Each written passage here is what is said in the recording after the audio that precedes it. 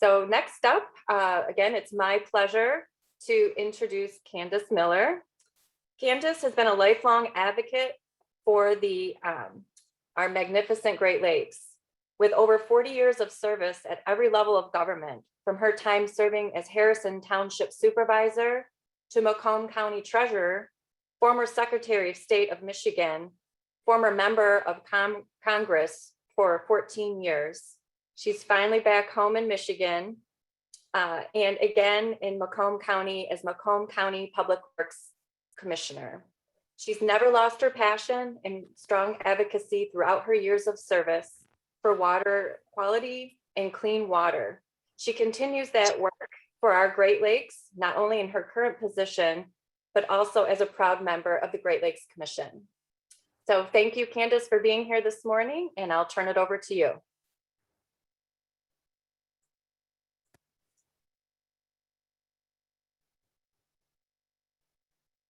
All right, now you can hear me. Yeah, I'm an old lady. I have a hard time with all this technology, but I can learn. Doing good. You're doing good. Thank you. Yeah. Listen, I just want a few moments here just to welcome all of you, all you Lake St. Clair lovers. That's certainly something that we all share, that we all have in common. We absolutely love this fantastic natural resource, Lake St. Clair. And, you know, even though it's small, as all of you know, it's, I think, 24 by 26 miles across, 440 square miles. Maybe small, but it's very mighty.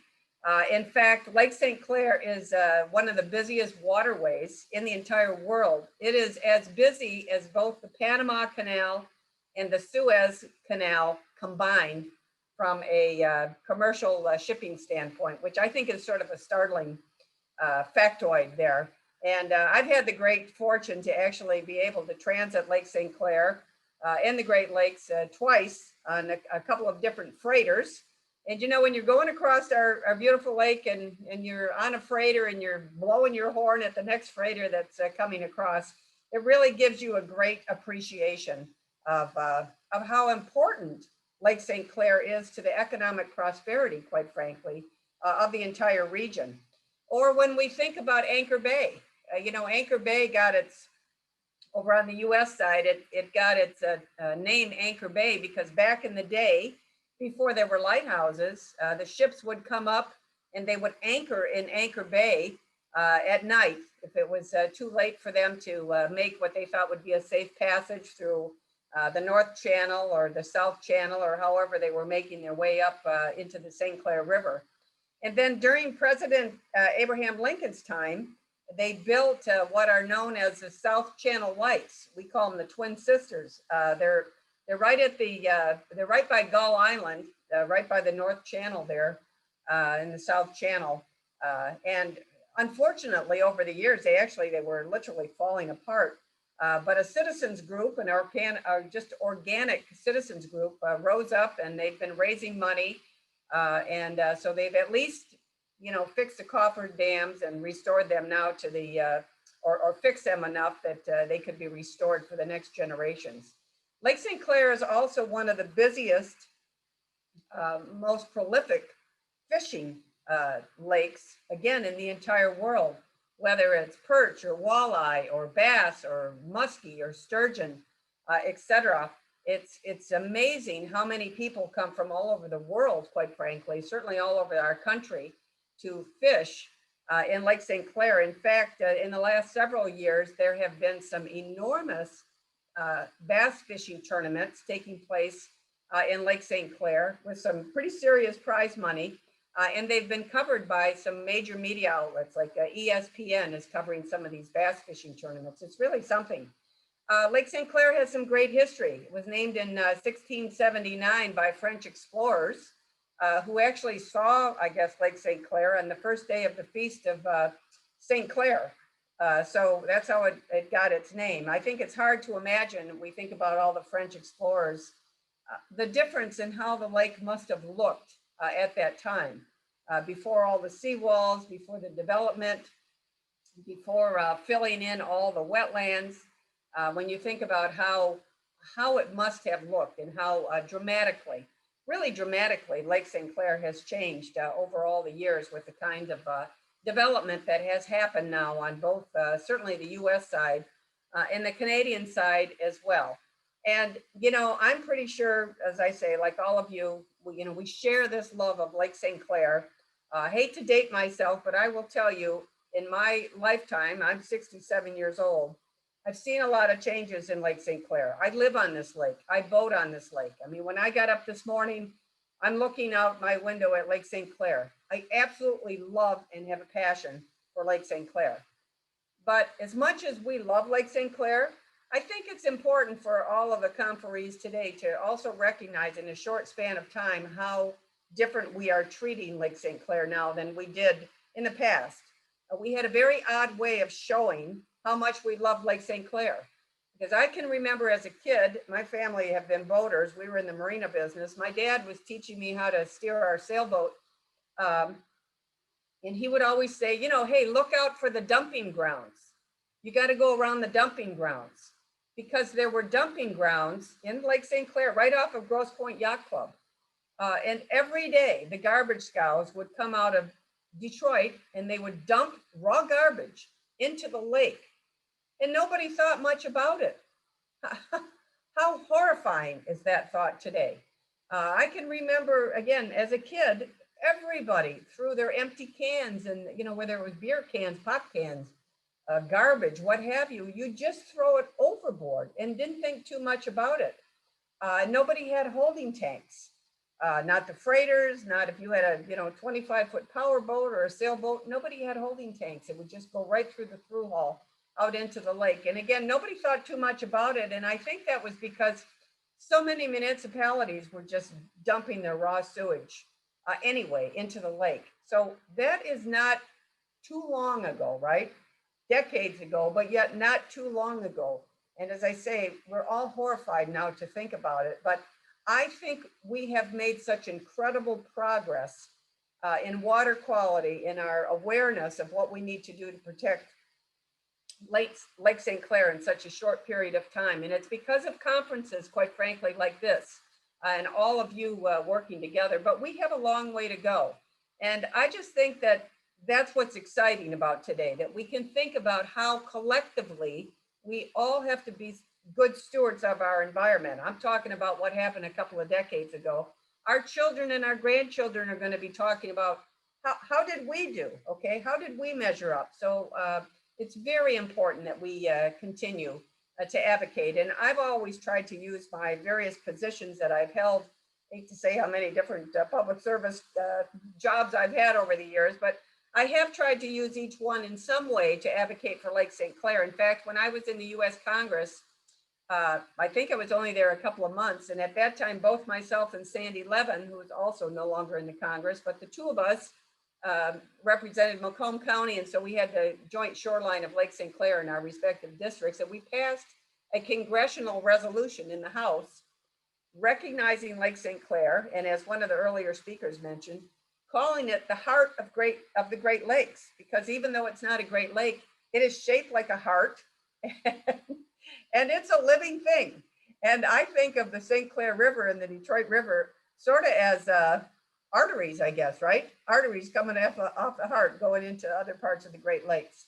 And I would just also mention in my current position as the Macomb County Public Works Commissioner, and really the reason I ran for this job is because we continue, not just in Macomb, but certainly in Macomb, we continue to discharge combined sewer overflows into the lake because of old, inadequate underground infrastructure. And whatever we are discharging in Macomb County, Oakland County discharges 5 times as much as we do. Wayne County, particularly after these heavy rain events that we've had this year, it's off the charts. And there, not only is it treated combined sewer overflows, but there are many gallons of raw sewage that continues to go into Lake St. Clair and into the Detroit River. And that is, in very technical terms, bad, okay, bad. So we have to all work together, have the political will. We're spending millions in Macomb County on projects that are going to reduce our CSOs. Even though they're treated, we don't want to discharge them into the lake. And generationally, we really don't have to live this way.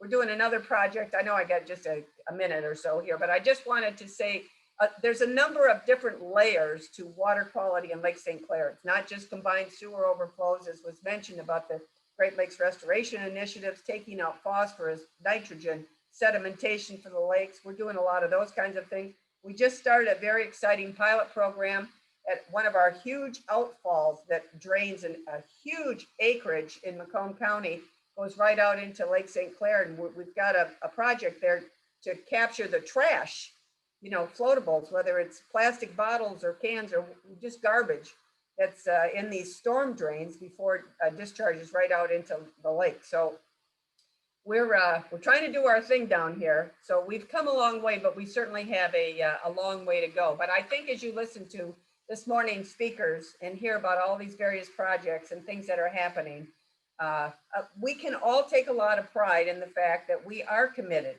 and not just us. We're each voices for the general population on both the Canadian side and the US side. We all share a common commitment to Lake St. Clair. If it's the heart of the Great Lakes, it's feeding into you know, other arteries, as I say, or they're feeding into us. We have to do everything that we can to do a better job. And I would just end by saying, I love the prayer, the song from Naomi this morning. I'm very familiar with Walpole Island. I've been up there for a powwow, actually. I love the island. I love the people there. And I thought her prayer certainly spoke to me, I'm sure to all of you as well, of how important it is for us to all honor Mother Earth and the water. And I know we all do. And just important today to have conferences like this. So thanks for the gracious invitation to join with you. And I know you're going to have a great conference for the rest of the morning. And I know a number of people who are joining this morning. So I know you have great participation, but thanks again so much. Right. Thank you, Candace. Believe there might be a comment or a question in the chat if you'd like to look at that and respond that way. Okay. Ted, I'll go ahead and I will turn it back over to you.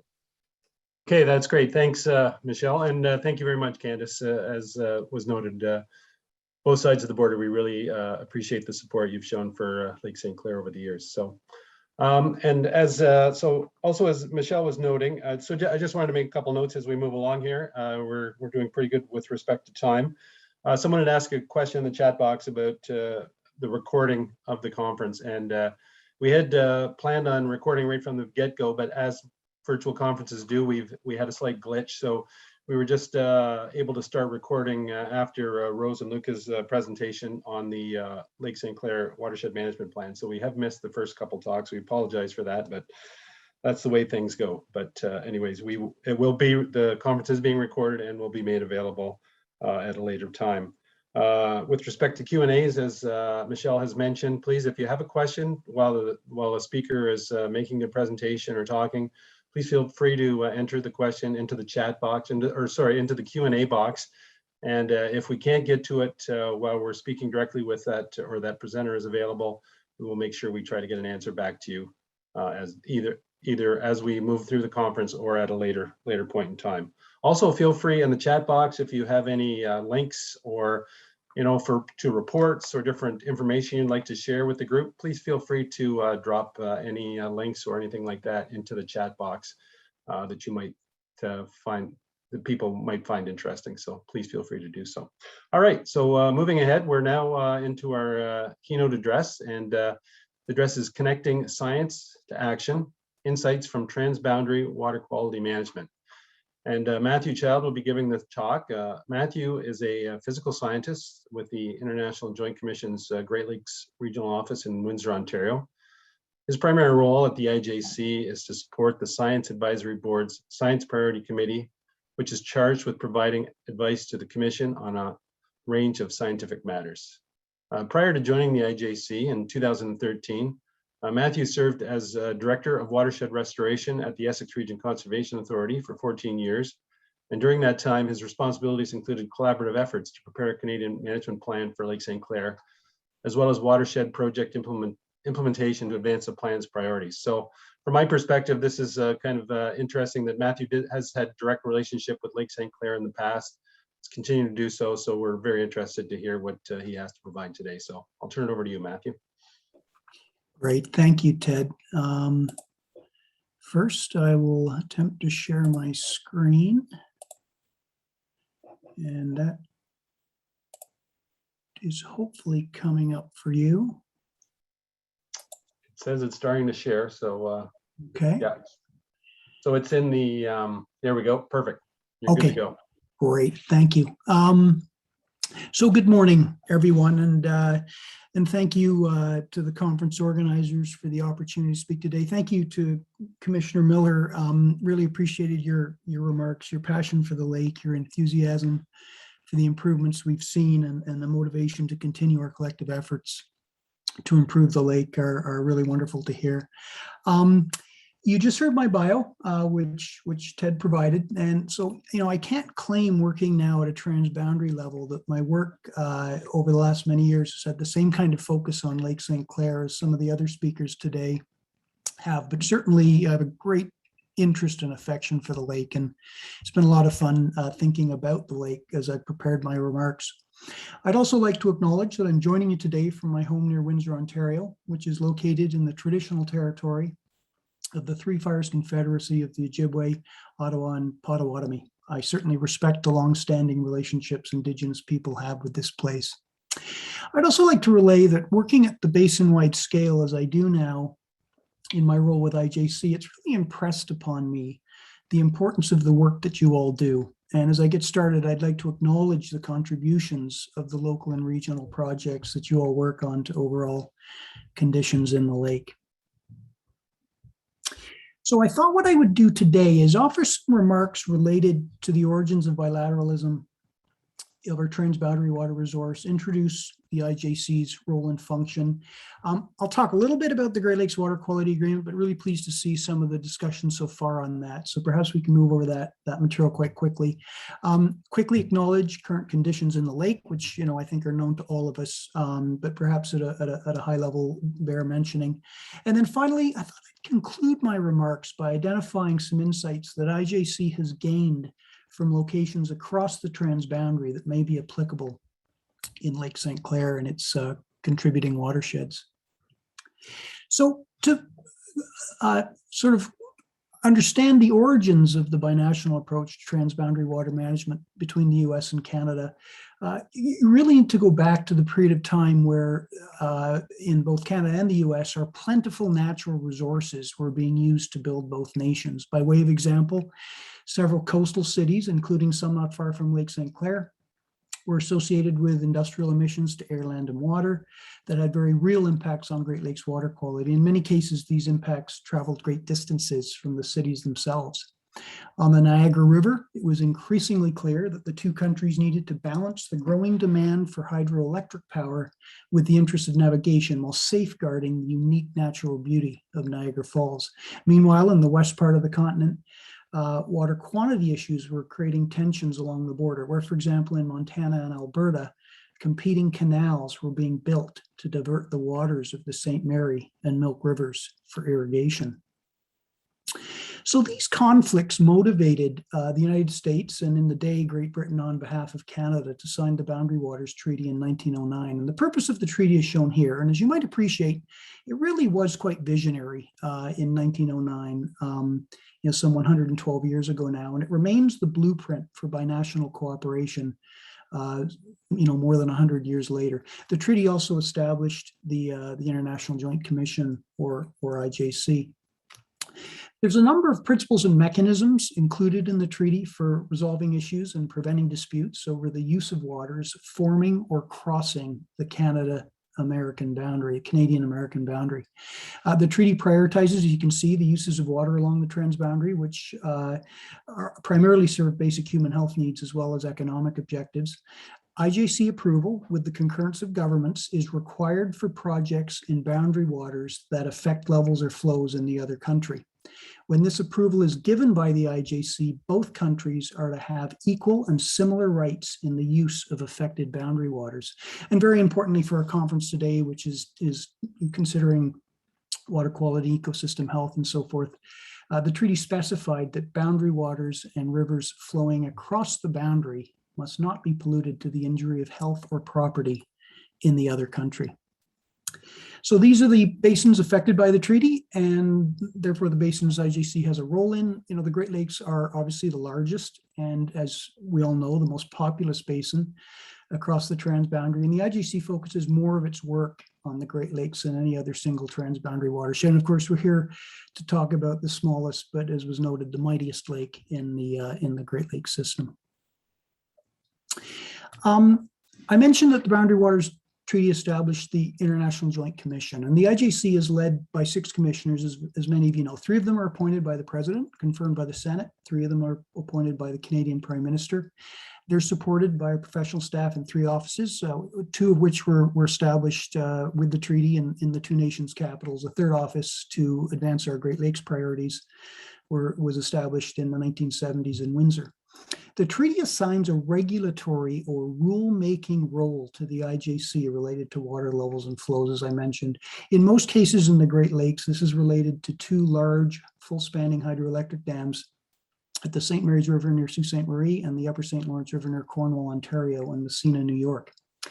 The influence of those flow control structures on Great Lakes water quality is certainly the subject of a presentation or multiple presentations unto themselves. But for the purposes of my remarks here, I would note that water levels are driven primarily by net basin supplies, which factors in rainfall and snowfall over the lakes, runoff that enters each lake from surrounding tributaries, and evaporation from the lake surfaces.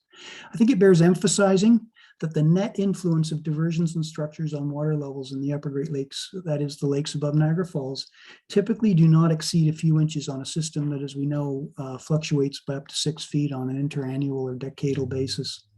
The treaty goes on to lay out a number of principles, including that commissioners take an oath that they will serve impartially and they do not take instructions from their respective governments. We rely a lot on roughly 20 boards that have been established across the transboundary, including several in the Great Lakes. And I'll introduce 2 advisory boards here in the Great Lakes soon. And then finally, we always try to engage with affected communities. So we've heard about this sort of era of the Lake St. Clair management planning efforts that were advanced, you know, in the 2000s, and a lot of the work that's been done since then has also been introduced. Sort of going back a little further to really trace the current Great Lakes management regime to its origins, you need to go back to the 1960s, which was really a low point in conditions in the lakes. And Commissioner Miller talked a bit about some of the activities of that time, some of the norms of that time that just we now realize needed correcting. And it was a period of highly degraded Great Lakes conditions. It was around this time that several rivers in the basin caught fire, including the Cuyahoga in Ohio, shown here. Lake Erie was declared dead in the Dr. Seuss book, The Lorax.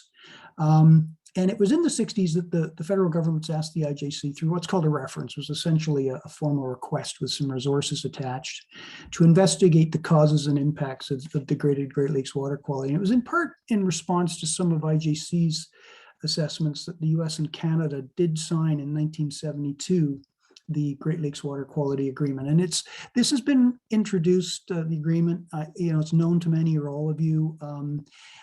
As has already been mentioned, it's been revised several times, most recently in 2012. The agreement does have a very strong purpose, and it's one which has persisted through each revision to the agreement. Many of you will also know that it's framed around 9 general objectives, which together cover off a large range of environmental values and stressors and threats affecting the lakes. And you can see from the list of general objectives, you know, cut and pasted over onto this slide, that the sort of drinkable, swimmable, fishable components are addressed. Contaminants are addressed, wetlands and other habitats, nutrients, invasive species, groundwater, and the 9th sort of catch-all of other substances, materials, and conditions. So you can see, even in the short discussions we've had so far today, a number of the stressors and threats and impairments facing the lake are captured. Certainly a large majority, or all of them mentioned so far, are captured in these general objectives.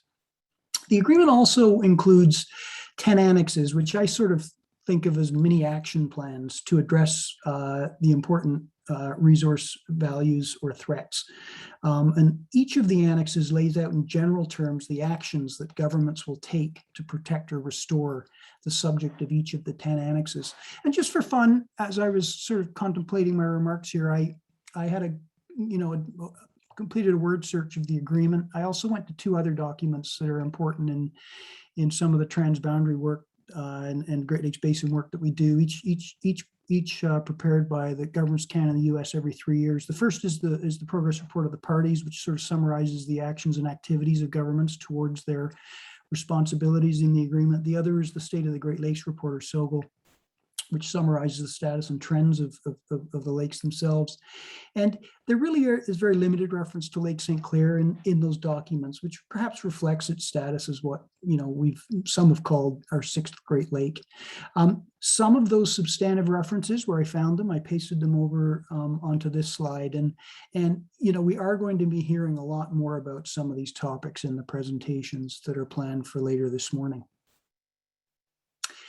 I think it probably goes without saying, based on what we've heard, that primary responsibility for implementation of the agreement which is between 2 federal governments, is Climate Change Canada, as well as the Environmental Protection Agency. And you can certainly learn a lot more about the agreement, its annexes, sort of the implementation approach, et cetera, at binational.net.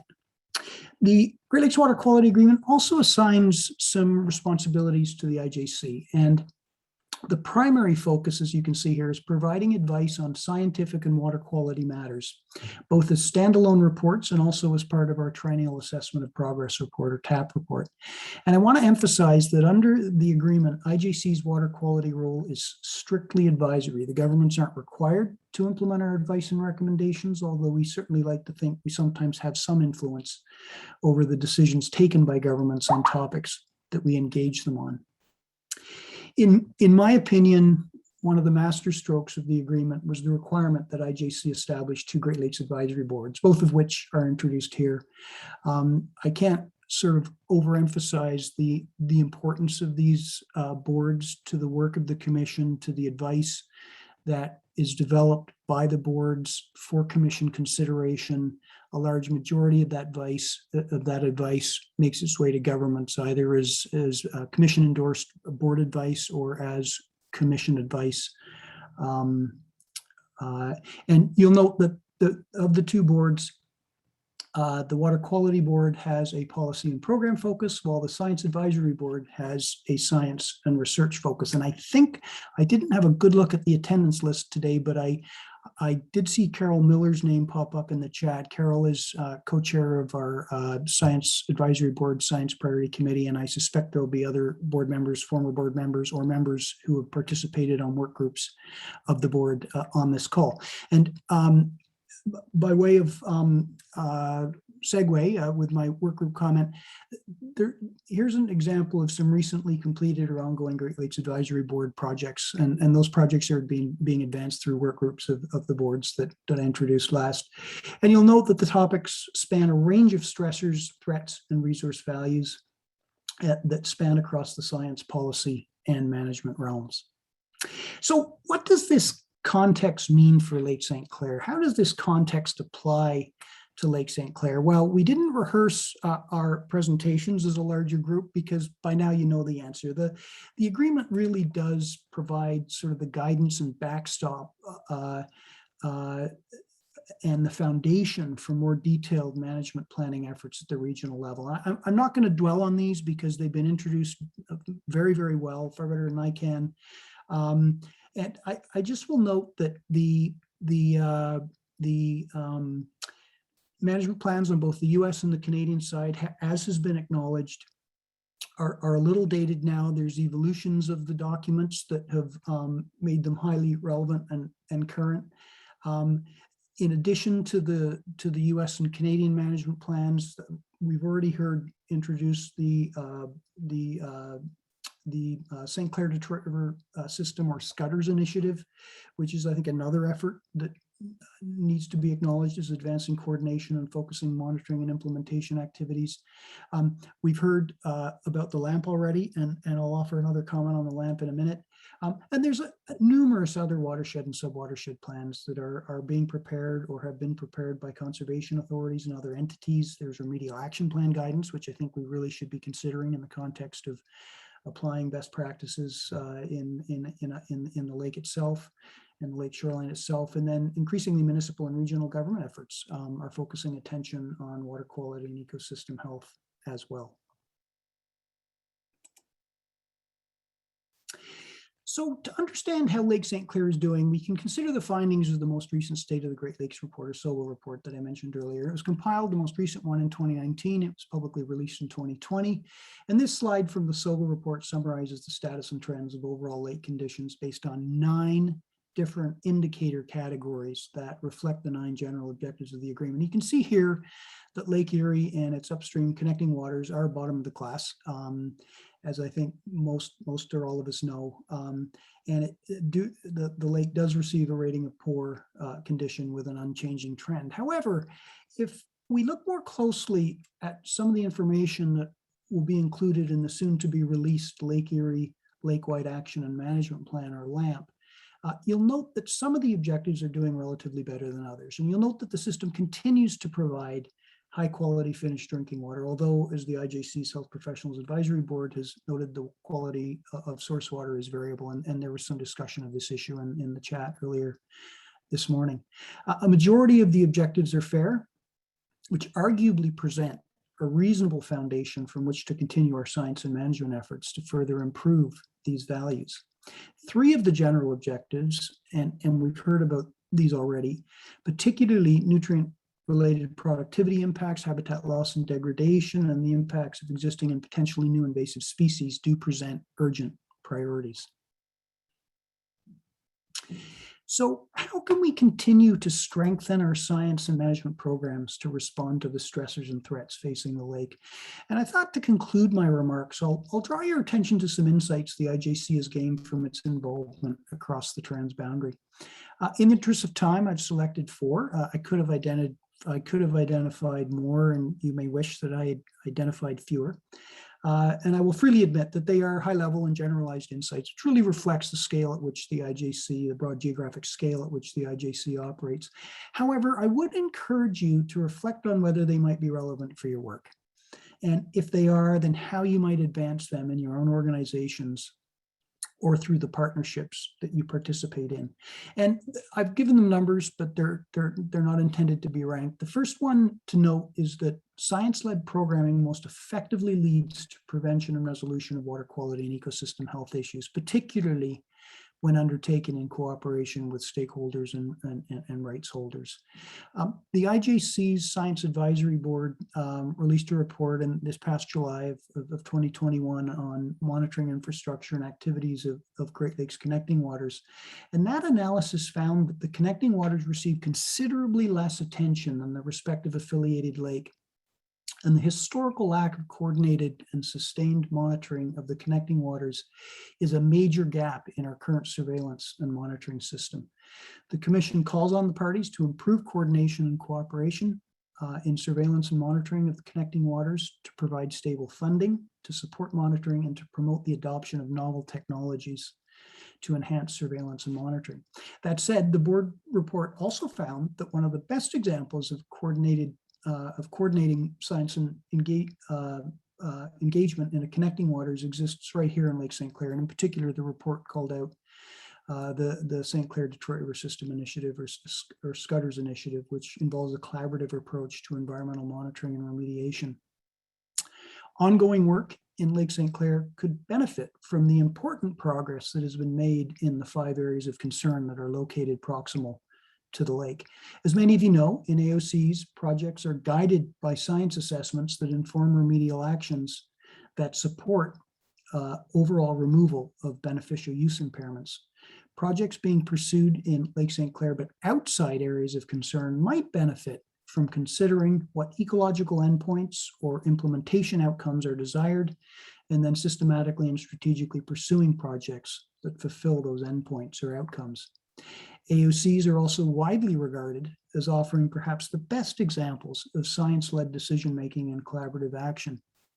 And as an example, there have been numerous projects in the St. Clair River, Detroit River, and as we heard earlier, Lake St. Clair itself, to stabilize shorelines using soft shoreline approaches that perform multiple purposes, including not only the desired stability of the shoreline, but also provision of fish and wildlife habitat, recreational amenities, etc.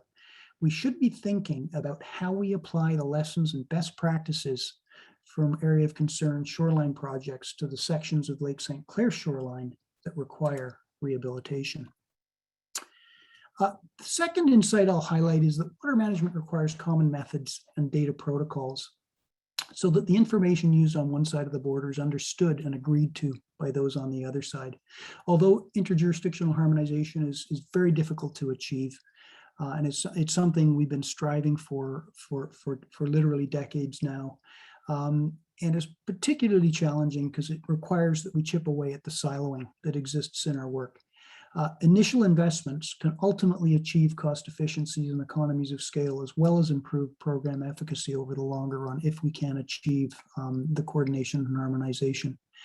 Traditional knowledge from Indigenous peoples are important sources of information from which we can all benefit. We all recently learned about additional Great Lakes Restoration Initiative investments that will be coming through the recently passed U.S. Infrastructure Investment and Jobs Act. Wonderful news for the lakes. While on the Canadian side, we may see continued investments through renewal of the Freshwater Action Plan. With additional investments in the lakes, efforts to coordinate and where possible, harmonize data collection, share data and information, and transfer knowledge and best practices will take on even greater importance to efficiently and effectively managing our shared water resource. It was already mentioned earlier in the conference that the 2012 protocol to the agreement established Annex 2, which is dedicated to lake-wide management. And it did specify for the first time that the Lake Erie Lake-Wide Action and Management Plan, or LAMP, shall include Lake St. Clair. And I would encourage you and your agencies to engage with the Lake Erie LAMP to ensure that the LAMP and its implementation actions include an appropriate emphasis on Lake St. Clair and the other connecting waters. And for many of you who are already, or your agencies are already engaged with the LAMP, I would really think about ways that the LAMP can be held to greater account to advance some of the priorities in Lake St. Clair, given the sort of now codified underpinning of Lake St. Clair as part of that lake-wide management effort. Number 3, almost there, the management challenges presented by the scale of most transboundary watersheds in Canada and the United States are well known, not only from a water quality and ecosystem health standpoint, but also from a governance perspective. Challenges in managing water at many locations across the transboundary is due to a predominantly top-down approach, whereas the Great Lakes offer many very good examples of a nested approach, which is both top-down and bottom-up, and brings a diverse range of people and ideas together at the local level to understand what is happening and to work collaboratively for its sustainable shared future. And this conference is a wonderful example of that approach. The nested approach to the management of water quality and watersheds in the Great Lakes is one that can be further refined. Doing this requires an understanding of the role of all Indigenous nations, governments, organizational players, the unique relationships Indigenous peoples have with water, and a better appreciation of Indigenous rights, interests, and concerns relative to your organization's mandate. And the final slide, we need to consider that any effort at water management, especially for dealing with flood and drought, but also for dealing with water quality impairments, will require a determined effort at improving climate prediction and the interaction of climate with other variables.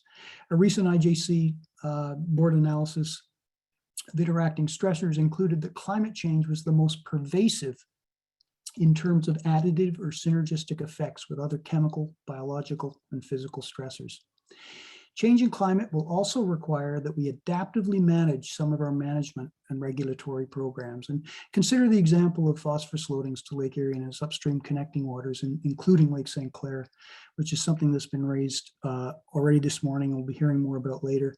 With more intense storm events and warmer summer surface water temperatures, as well as in Lake Erie itself, periods of extended thermal stratification, the existing load reduction target of 40% of 2008 loads may not be adequate to reduce bloom events and hypoxia to acceptable levels.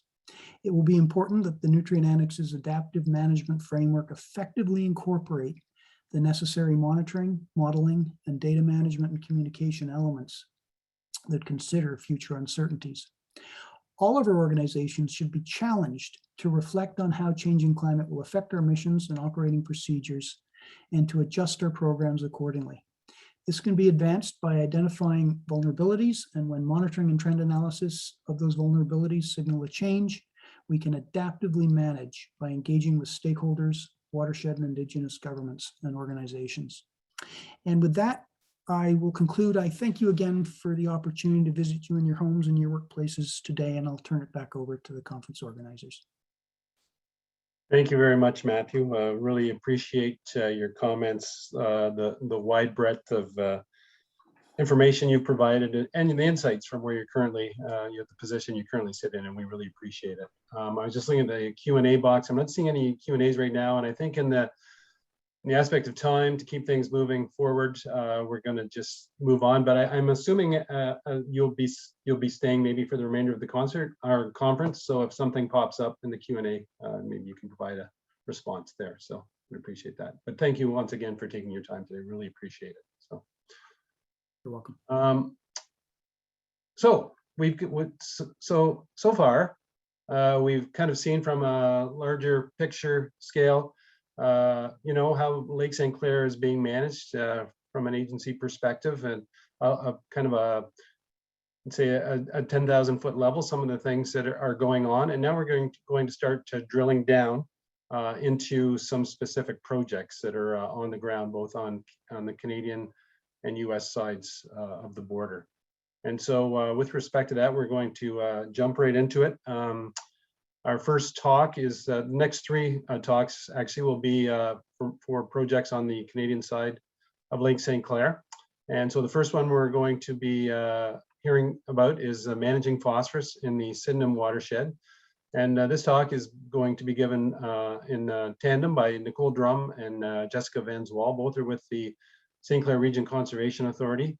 Nicole works as a special projects technician at the St. Clair CA on biology and communication projects, and has been there for the past 5 years. And Jessica works as the Healthy Watershed Specialist and has been with the CA for the past 10 years. And Jess also sits on the board of the Innovative Farmers of Ontario as a conservation rep. So I will pass it over to you, Nicole and Jessica. Great, thank you, Ted. Can you see my slides okay? I can, yeah, looks good. Great, thank you.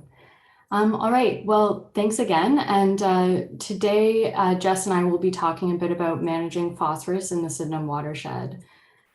So earlier, Luca did an excellent job of giving us some background on the issue of algal blooms in the Lake Erie Basin, with one of the main drivers being the loading of excess phosphorus.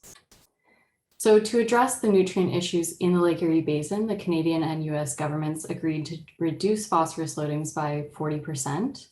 And from there, the Canadian and Ontario governments have outlined the need to support the development of watershed level phosphorus management plans and identified the Sediment River as a priority tributary in Canada.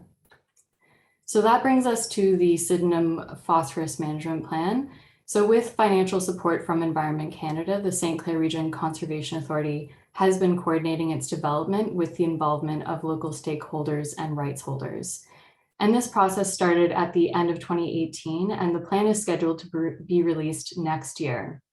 The objective of the management plan is to better understand the local sources of phosphorus, identify best value solutions for our region, and come up with a plan for community outreach, with the ultimate goal being local on-the-ground actions. So we've had a range of stakeholders and participants involved throughout the process that have provided data, feedback and ongoing direction for the project. And this has included representatives from different levels of government, First Nations, agricultural organizations, industry reps, environmental organizations, and academic institutions. So a bit of background on the watershed itself. The Sydenham is located in the Lake Erie Basin. It's about 3,500 square kilometers and can be divided into 4 main drainage areas. So the main Sydenham River Basin is composed of the north and east branches, and the watershed also includes a few smaller tributaries that outlet directly to the St. Clair River and Lake St. Clair. So the Sydenham River outlets through the Chenal-les-Cartes to Lake St. Clair, and in this image from 2015, you can see the sediment plume in the lake that originates from the Sydenham. So in the watershed, there are 16 water quality monitoring stations, 12 of which are sampled monthly and 4 that are sampled every other month by the Conservation Authority. And in February of 2014, Environment Canada also established a high frequency monitoring station on the larger East Branch at Florence. So the provincial water quality objective for total phosphorus is 0.03 milligrams per liter, which is the threshold needed to eliminate excess plant growth in rivers. And this objective is routinely exceeded at all of our monitoring stations in the Sydenham. And as you can see from this graph at the Florence station showing data from 2012 to 2019, where the blue dots represent total phosphorus concentrations, and the red line shows the water quality objective. So as a result of this ongoing nutrient enrichment in the watershed, we periodically experience localized algal blooms in the Sydenham River itself and its smaller tributaries. And not only is this, does this negatively impact the local water quality, it also impacts the plants and animals that live in the water.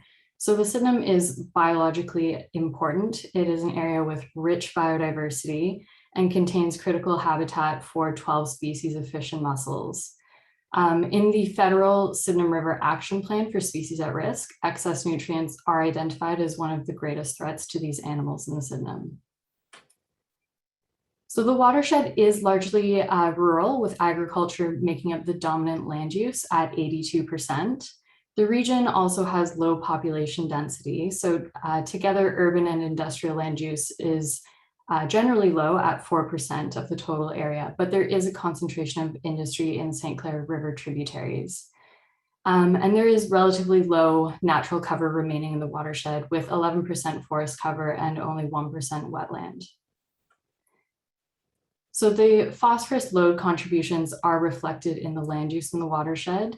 In 2019, a SWAP model developed by Dagnew et al. Estimated that the average total phosphorus load from 2001 to 2015 was 227 metric tons each year, with 11% originating from point sources and 89% resulting from non-point sources in the region. So for point sources, there are 18 municipal sewage treatment plants in the watershed, with the largest being Sarnia, Wallaceburg, and Strathroy. And there are 14 industrial wastewater treatment plants in the St. Clair River tributaries. And these 2 general sources of wastewater effluent each account for about half of the point source load in the watershed.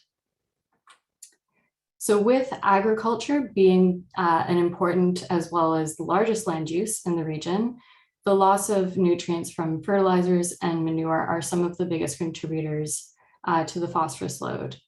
So the greatest movement of phosphorus occurs during the non-growing season, when soils are exposed and rain and snow melt are able to flush nutrients off the landscape through surface runoff as well as tile drainage, and it entering into the local water courses.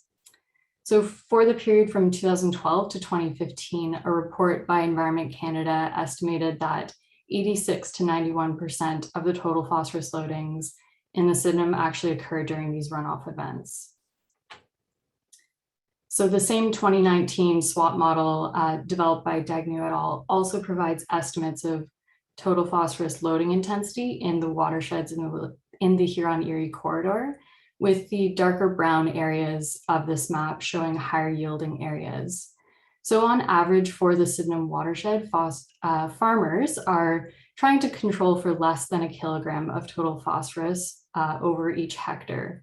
But there are also some high yielding areas that you can see are particularly concentrated in the headwaters that can have a loading intensity of up to 3 kilograms per hectare. And these are areas that can potentially be targeted. So in terms of solutions and initiatives that have been identified by our working groups, for point sources, a key solution that we are investigating are wastewater treatment plant optimization workshops that are led by the Ministry of Environment, Conservation and Parks. And this is something that saw a lot of success in the Grand River watershed. In terms of non-point sources, a wide range of solutions have been identified that can be categorized under a hierarchy of prevention, control, and capture. And since the theme of the conference is connecting science with action, Jessica, our healthy watershed specialist, is going to provide some examples of stewardship and nutrient reduction projects that have been undertaken with various partners in the watershed. Jessica, do we have you? Yes, thanks, Nicole. My presentation is going to be focusing more on the on-the-ground activities that have been happening in the Sydenham watershed. So our Healthy Watersheds program focuses on habitat restoration as well as reducing agricultural impacts on water quality. The program connects landowners with resources to implement stewardship projects and best management practices. So we'll meet with landowners on site to offer plan advice, project design, and walk them through the project implementation. Our goal with our Healthy Watersheds program in the Sydenham is to prioritize solutions that prevent impacts to water quality and habitat, control nutrient and sediment laden water within fields as well as below fields, and then as a last resort, capture nutrients and sediment through riparian management. Prevention can include incorporating practices such as growing cover crops, shown on this agricultural field here, to both build soil health and resiliency as well as secure the soil during the months of heaviest precipitation. Prevention can also include education and awareness. We use various outreach tools to connect with rural landowners and farmers in our region. We send out newsletters, we post on social media, as well as host a number of workshops and conferences. And many of our events focus on agricultural BMPs that will minimize nutrient and sediment loading into watercourses. Our goal with these events is to provide peer-to-peer learning opportunities that are both practical and offer ways for farmers to incorporate various practices into their farm business. This is an example of controlling water within fields. So although this farmer had previously constructed a grassed waterway in his farm field, it was evident from the gullying in the fields that the water was moving across his fields with such velocity that it was carving away soil, and any added and right now very costly inputs before ever even reaching the grassed waterway. Erosion control structures were designed and installed to temporarily pond to the water, which reduces that velocity of runoff and soil movement. And the next photo is an example of what the berms looked like a year after the installation. So they're well established. Next example is these landowners rent out the majority of their land for cash cropping, but they're very well aware of the value of wetlands, not only from a habitat perspective, but also as a method of slowing agricultural overland runoff and settling out nutrients and sediments before that water reaches a watercourse. You can see the way the water from the actively cropped field, you can kind of see it meander through that fallow former pasture before it entered a road culvert. And due to the fall of the land, it made sense to create a stepped wetland with the top wetland Sorry, Nicole, if you want to just hit next, perfect. To create that stepped wetland, with the top wetland serving more as a sediment trap that would collect overland runoff from that actively cropped field, as well as collecting water from an agricultural tile outlet.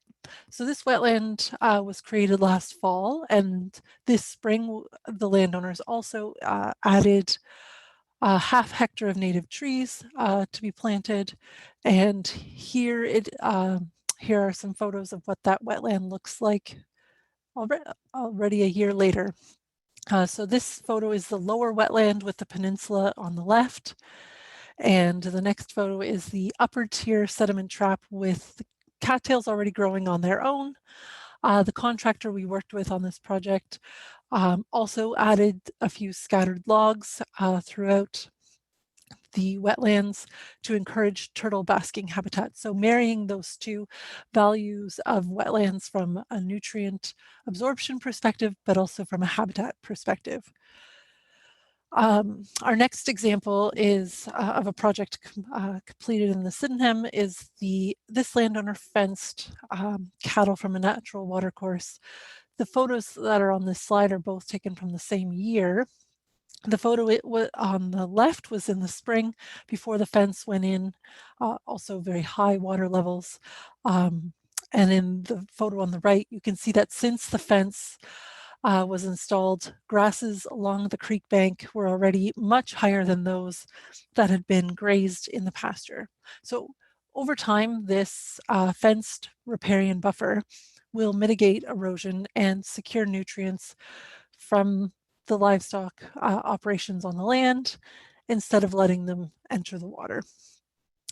This last project is a good example of neighbors working together to improve both habitat as well as reduce erosion.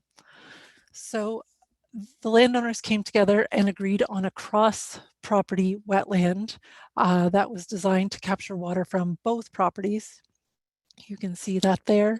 One landowner who wasn't a farmer he decided to retire the remaining crop field to Tallgrass Prairie as he loved birds. The prairie adds habitat as well as provides year-round living roots to help reduce that overland runoff because the land is sloped all towards that new wetland.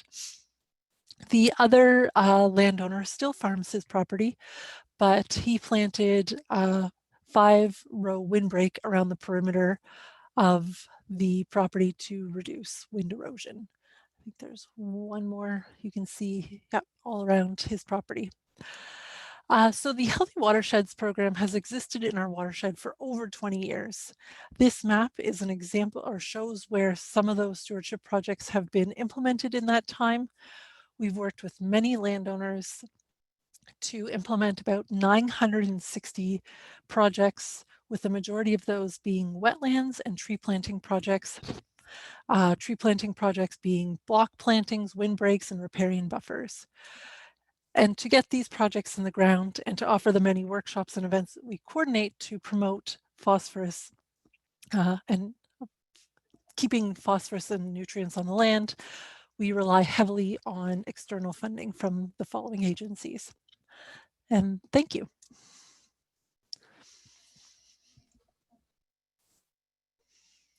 Well, that's great. Thank you very much, Nicole and Jessica. Really appreciate that presentation. I think that presentation truly fits with our theme for the conference, connecting science to action. So looking at some of the work you're doing in the Sydenham watershed with respect to from a science perspective, and then implementing some actions as well. So really appreciate it. So we're going to wait till the end if we have some time for a Q&A period. So I'm just going to keep moving on. The other thing I'd just like to mention, I know we don't have a break scheduled. It's a 3-hour conference, which is a long time. And we are going to keep moving along, but feel free to get up and stretch or grab a coffee and make your way back to your computer to keep watching these great presentations. So next up, we're going to hear from Nung Dep, who's an environmental scientist with the water monitoring section in the environmental monitoring and reporting branch of the Ontario Ministry of Environment, Conservation and Parks. Nung is a Great Lakes subject matter expert on a range of water and sediment quality issues. covering areas such as Lake Erie and its connecting channel and the Georgian Bay North Channel. Nunn co-leads the Binational Lake St. Clair, co-leads along with Environment and Climate Change Canada, the Binational Lake St. Clair, Thames River, water quality and harmful algal bloom assessment project. So we're going to hear from Nung on the uncomplicated story of Lake St. Clair and the Thames River, algal blooms, water quality, and tools to assess Canadian nearshore conditions. So over to you, Nung. Thanks very much, Ted. I'm just going to say hi, and then I'm going to take off my video to save on bandwidth. Just give me a second here. All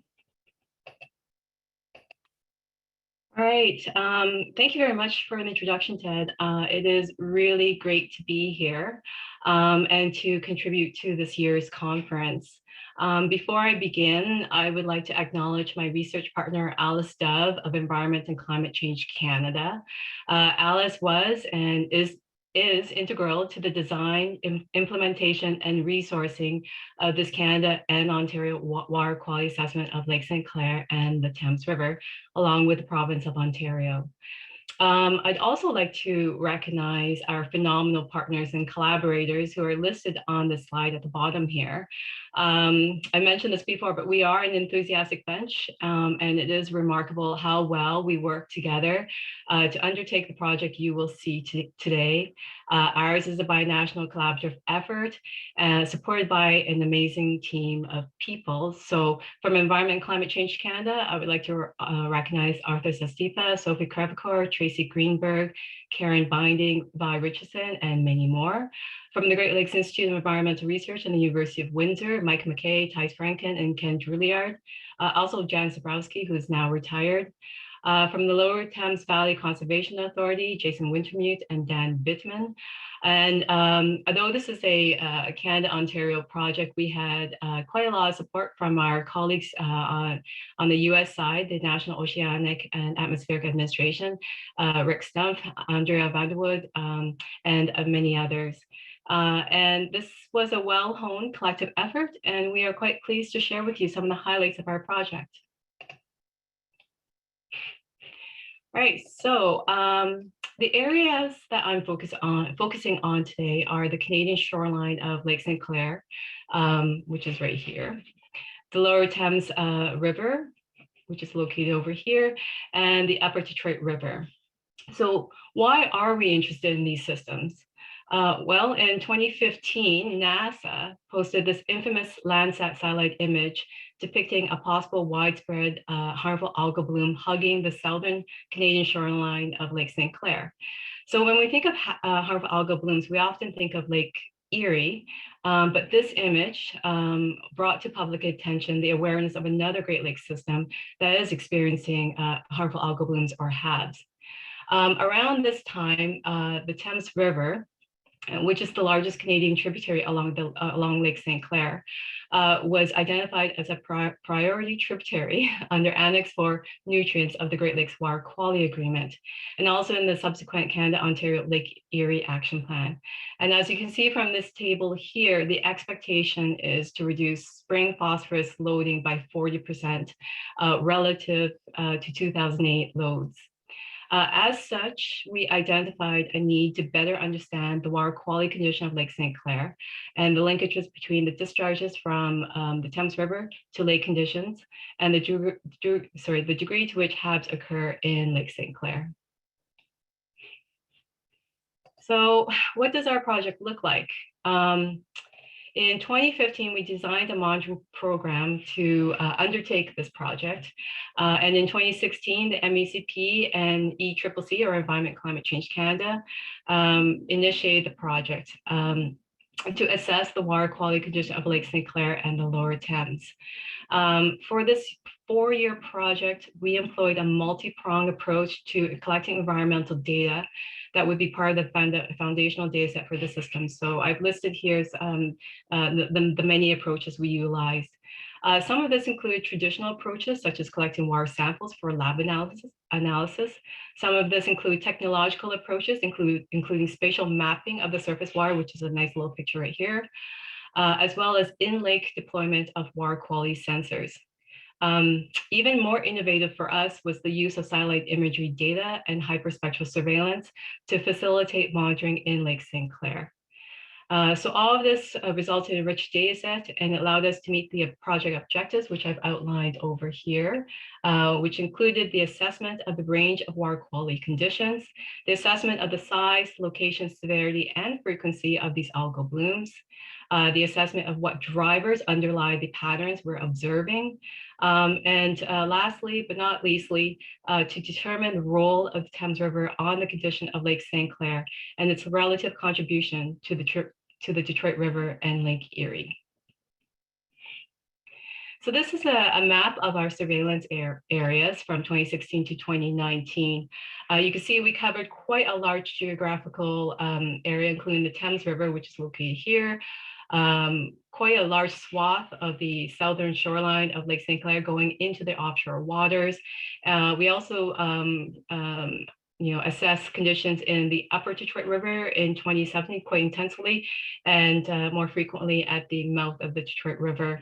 These are the list of parameters that we measured for, which include nutrients, chlorophyll, chemistry, and many more, such as microbial tracers and cyanotoxins. Essentially, this was a very labor-intensive project. We had 5 survey segments with 2 monitoring vessels, and we surveyed approximately 55 kilometers near shore, 35 kilometers inshore on essentially on a daily basis. Our surveillance occurred between May and June to October, and we had quite a lot of in-lake instrumentation. I have here this little box that depicts a one-day survey segment. So this is the little pink dots are where we sampled for water, and the little dashed lines are where we spatially mapped conditions.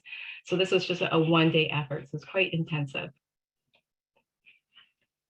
So in terms of spatial mapping, this is the surface water conductivity from August 2018. Conductivity is low if it's blue, and it increases as you go towards the red zone. So you can see here that this is a 1-week study, so and we did this monthly. So we did extensive spatial mapping along the Canadian shoreline, and the sensors, they're boat-based, vessel-based instruments. And so we mapped the upper 1 to 1.5 meters of the surface water. And this happened concurrently with the water quality sampling. And what we found, and this is going to be reflected throughout this slide, is that there are distinct water masses indicative of either lake water or tributary plume waters or the mixing zone. Variability is quite high, especially inshore and near the Thames River mouth. And you can see here, it's quite red. This is where we see higher conductivity, higher nutrients, higher chlorophyll.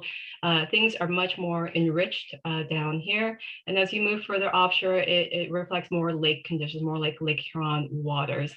And as you move further west, the Thames River signal diminishes, and you're seeing more lake water as well. Okay, this is a map of all the instruments we deployed in Lake St. Clair. You can see it's quite intensive because this was an intensive project. In 2017, we had about 38 deployments, which is phenomenal.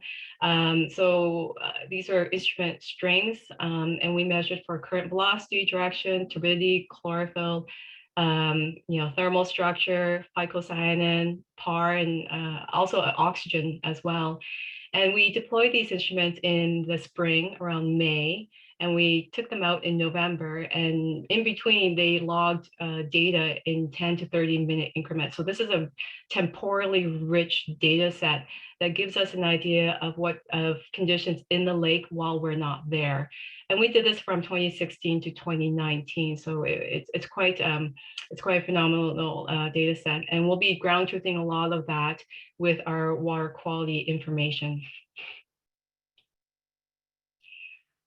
So this is a map of all the, this is results for water quality. And to me, this is the gold standard for monitoring, as it provides us with the empirical information that we need using traditional field-based sample collection methods. We we not only collected samples to assess nutrient conditions, but also biological and biogeochemical features of the system. And they're also used to ground truth in lake deployments.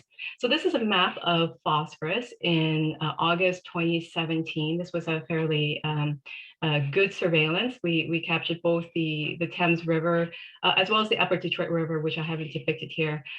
This is for phosphorus, and so blue indicates low phosphorus conditions, less than 5 micrograms per liter. And as you get into the yellow and red range, conditions become more enriched. Over here, where it's yellow, conditions are in the 15 to 20 micrograms per liter. That's mesoeutrophic conditions. In the river, which is not surprising, we're seeing values well above 30 micrograms per liter. And since this is a snapshot of just phosphorus, we do see this reflected in all the other parameters. It is consistent between parameters, and essentially what we found is that there are distinctive water mass characteristics. Inshore, we see high turbidity. The waters aren't very clear, higher conductivity, also higher chloride, which indicates a larger human signature.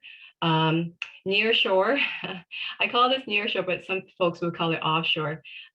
Because the system is so shallow, the maximum depth of the system is only 6 meters. It's really difficult to call it offshore. But where you see the little yellow dots, that's in approximately the 1 to 5 meter depth range.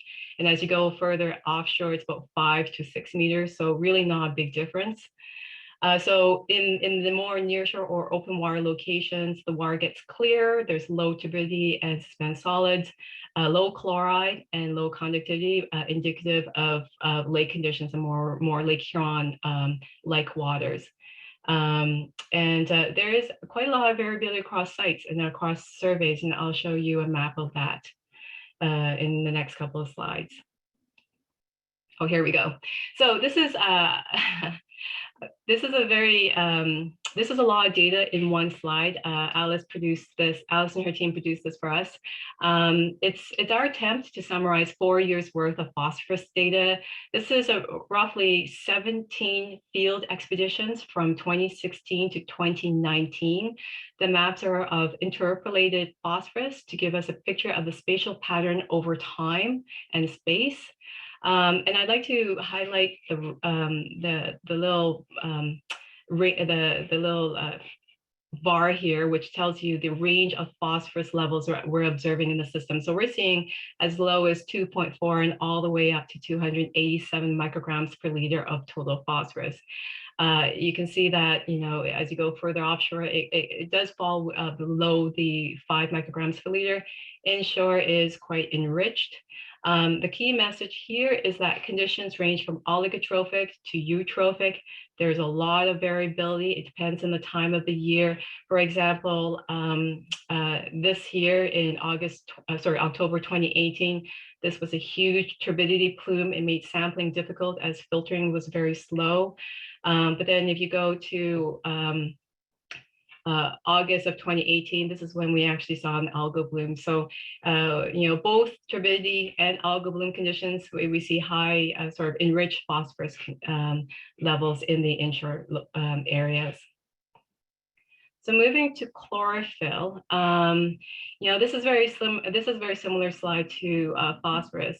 But chlorophyll, which is a pigment of algae. So we can see here that algal biomass values, they range quite broadly. So we see chlorophyll A values from less than 1 micrograms per liter and all the way to 70 micrograms per liter.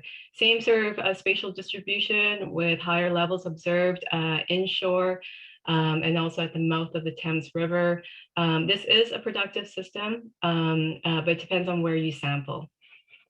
Okay, and I guess the other key message that I want to mention is that the shape of the inshore mixing zone can vary, but it is consistently observed at the mouth of the Thames River and also along the southern shoreline. And it moves. This is a very energetic system because it's so shallow, and the residence time of the system is only about 5 to 7 days. Water can flush through the system really quickly and change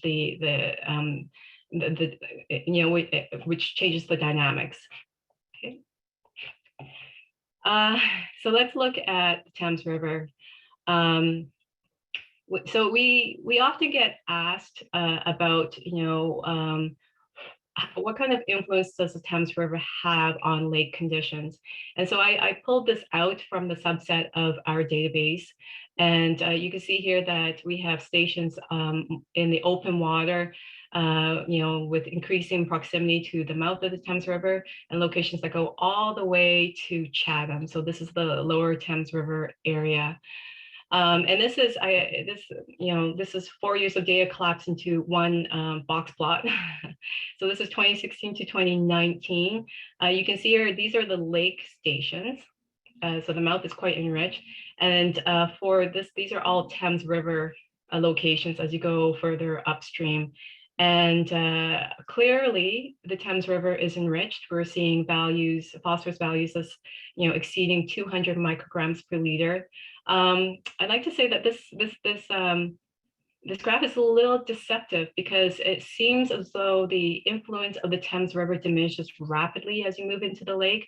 But in fact, the tributary, the river plume, is still quite pronounced. Just a reminder that the open water is about less than 5 micrograms per liter. Around here, we're seeing values as high as 20 to 30 micrograms per liter. And this is about 10 to 15 kilometers away from the mouth of the Thames. So, the tributary, the river plume, the Thames River plume can extend quite far into the lake. So I mentioned here the open lake conditions, the plume, and the Thames River. Another observation that we made in 2017 that we weren't expecting for the Thames River is the occurrence of cyanobacterial blooms, or harmful algal blooms. We saw this first in 2017. It took us by surprise, and we observed it in the years subsequent to that. And I'll talk about that in more detail. But the key message here is not only is the Thames River a very enriched system that can impact the near shore of Lake St. Clair, it is also a sensitive system susceptible to algal blooms, and we need to keep an eye on it as well. So as we mentioned before, harmful algal blooms, or the potential for widespread blooms, is of concern. And we saw previously in the previous slides the zones of nutrient enrichment and high algal biomass at the mouth of the Thames River. So the question is, are harmful algal blooms occurring, and are toxins being produced in Lake St. Clair? And from this slide, we can say definitively yes. Now, this is a map of phycocyanin right here. It's a pigment of cyanobacteria, and we were fortunate to obtain field-based phycocyanin data.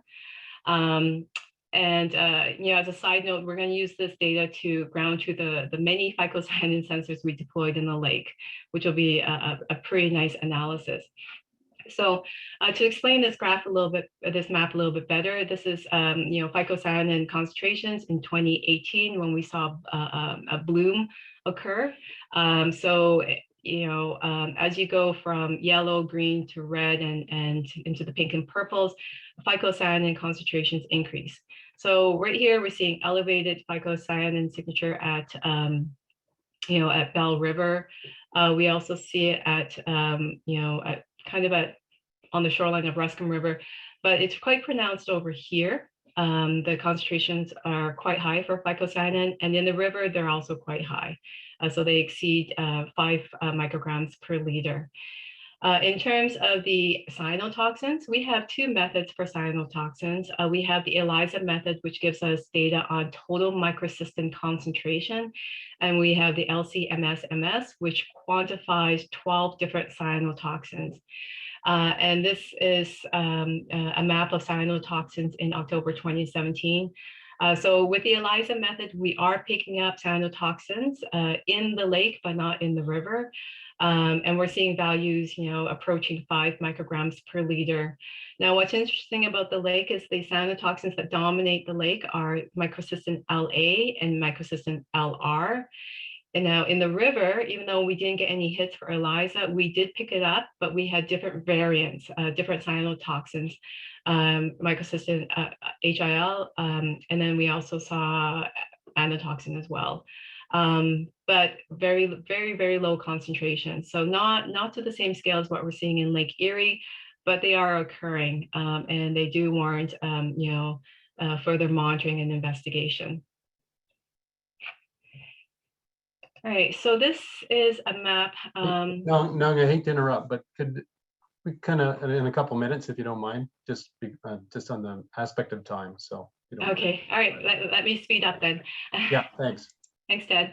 All right, so just quickly, a common question we are asked is, to what degree does the Thames River and Lake St. Clair influence conditions in Lake Erie? They influence Lake Erie in two ways. They contribute phosphorus, especially in the spring and summer, where we see these large turbidity plumes that occur from the Thames River going into Lake St. Clair, and you can see this is a nice turbidity plume in 2018. And we also see a dilution effect.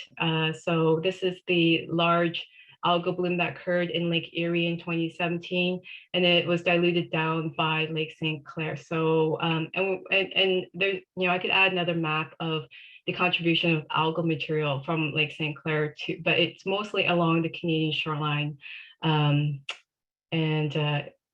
Yes, so let's go to the next one. I wanted to give a shout out to our collaborative monitoring team. This is a binational effort to look at conditions from the Upper Thames, Lower Thames, Lake St. Clair, all the way down to the Detroit River and Lake Erie. We supported, it was supported by a large team from Environment and Climate Change Canada, from Clair, Lower Thames Valley Conservation Authority, as well as NOAA. And it was really to further examine water quality conditions and biological conditions, with an emphasis at developing genomic tools and techniques. And this provided us detailed information during times that we were not able to go there. We also implemented a HABS emergency response to sample areas where there is a significant blue-green algal signature based on real-time satellite imagery data or local reports. So I mentioned earlier that we saw riverine algal blooms for the first time in 2017. We sent a sample to Bowling Green State University. Actually, Alice hand delivered it. They confirmed to us that this is a Planktothrix bloom. Subsequent blooms are composed of other cyanobacteria, which I've listed here. And we continue to do quite a lot of work collaboratively. And we're looking at things such as nutrient loads in the Thames River, and using satellite imagery data to identify bloom areas for targeted monitoring. We published a paper back in 2020, just before COVID hit, just to put out there new information about the type of blooms that we're seeing in the Thames River. So in summary, this is a very large project. We were able to produce a foundational data set that allowed us to assess the range of water quality conditions in Lake St. Clair and the Thames River. I labeled this slide, this presentation, the uncomplicated story of Lake St. Clair and the Thames River, and it's purely because it's a variation of the same theme, that is nutrient enrichment. Phosphorus can result in eutrophication effects in localized or in areas within the Great Lakes. We know that in Lake Erie and some of the embayments in the Great Lakes, and now we've been able to quantify that for Lake St. Clair. Now, as well, now we know the extent to which HABs occur, where they occur, and how severe they are. And we know that cyanotoxins are being produced. A big message here is that these blooms do not co-occur with the Lake Erie. They are a different system with different drivers, especially hydrology wise. And we continue to assess the drivers and linkages underlying HABs and the impact of the Thames River discharge on water quality. I'd like to mention that collaborations and partnerships were key to the success of this project. It made this a more comprehensive and informative sort of data set. So in terms of ongoing work, we will continue to develop tools using remote sensing, satellite imagery, so both satellite imagery and hyperspectral surveillance to track conditions within Lake St. Clair. As also undertake a retrospective review of what conditions were like in the past. We're going all the way back to 2002. Karen Binding will be developing a HABS EO Lake Watch bulletin for Lake St. Clair, which we will be feeding in. We will continue to look at modeling as a tool to assess impacts to Lake St. Clair. ECCC will be looking at Thames River tributary loading. And as a binational collaborative team, we will be developing a long-term monitoring plan for Lake St. Clair and the Thames River. And lastly, this project would not have been possible without the phenomenal team of people that did all of the sampling, the collection, the analysis, and everything else, and sharing their expertise and time and wisdom on this project. So my contact information is on the bottom, and so is Alice. And I thank you for your time and interest. I believe that's everything. Great. Thank you very much, Nung. Really appreciate it. A lot of great information in that presentation, that's for sure. But in the interest of time, we better keep moving along here. So our next up, we have James Jenkins, and James is the Chief Executive Officer for Walpole Island First Nation, his home community. He was a steering committee member of the Thames River Watershed Strategy and has co-authored several peer-reviewed articles on collaboration with First Nations on ecological initiatives. And James is here today to talk to us about the Walpole Island Marsh and Fishery Management Plan development. So I'll turn it over to you, James.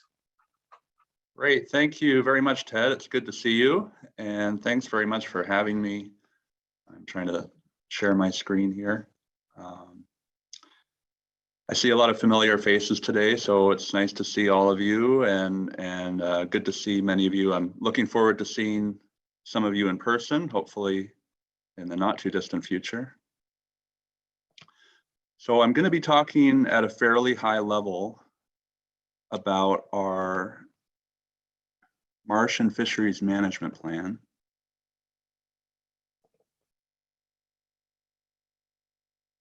This was much easier the last time I did it.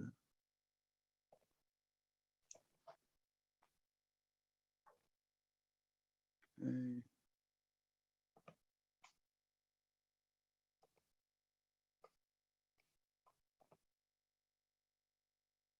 Yeah, you've got it up now. You just don't have. There we go. How does that look? Perfect. Thanks. Great. Go ahead. So I'm going to be speaking at a fairly high level. We're embarking on a 10-year marsh and fisheries management plan for the Walpole Island Delta. And I hope that this is just the first of many updates as we move forward on this plan. So I'll be talking more about the business case for the management plan and about the history of Walpole Island First Nation. And so I'm really trying to give more of a bird's eye context as to where we're coming from with the Marsh and Fisheries Management Plan. And Walpole Island's located in the northeast section of Lake St. Clair and the heart of the Great Lakes, as some of the other presenters have already mentioned. And in our language, Ojibwe, we call Walpole Island Bikejwanong, which means where the waters divide. And Lake St. Clair, we call Wawiatanong, which means round lake. And Wawiatanong is very significant within our culture and our history. It's the regional center for the First Nations and tribes in this area. And I'll talk a bit more about that. But now when we meet as a group within this region, we call ourselves the Wawiatanong Treaty Council in recognition that Lake St. Clair was really at the center of this particular political unit in this area. And Wawiatanong was also the third stopping place in our ancestral migration story. So what that means is, as a people, we migrated westward from the Atlantic Ocean along the St. Lawrence, all the way through the Great Lakes to the west tip of Lake Superior.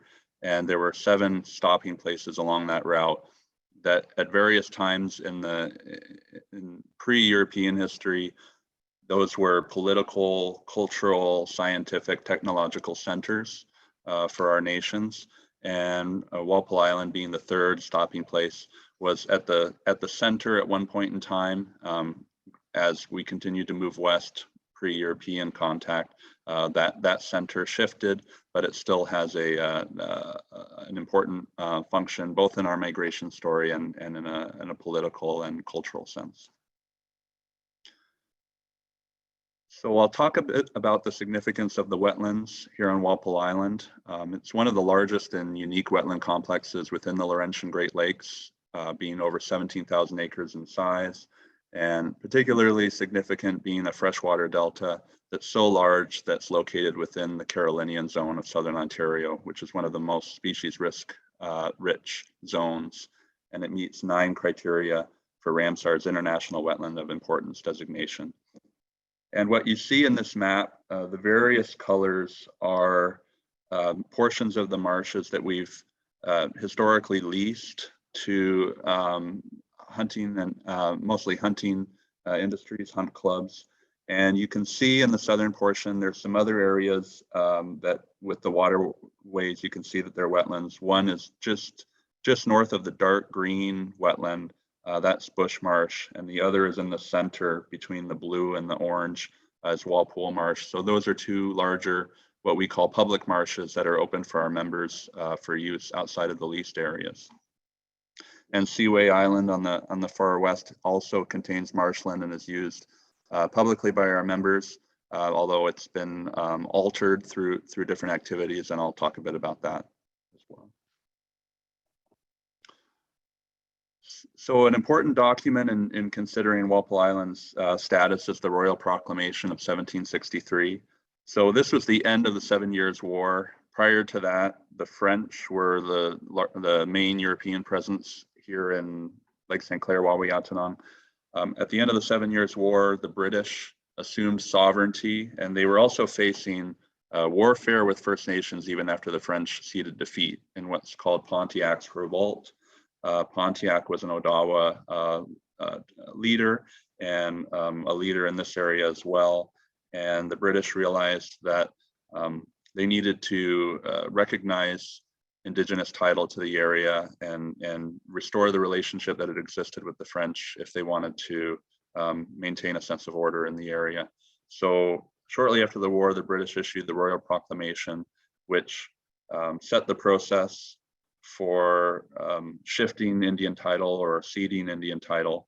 And it made it so that the only process to sell Indigenous land was by way of treaty. And there was no longer a possibility of a private sale.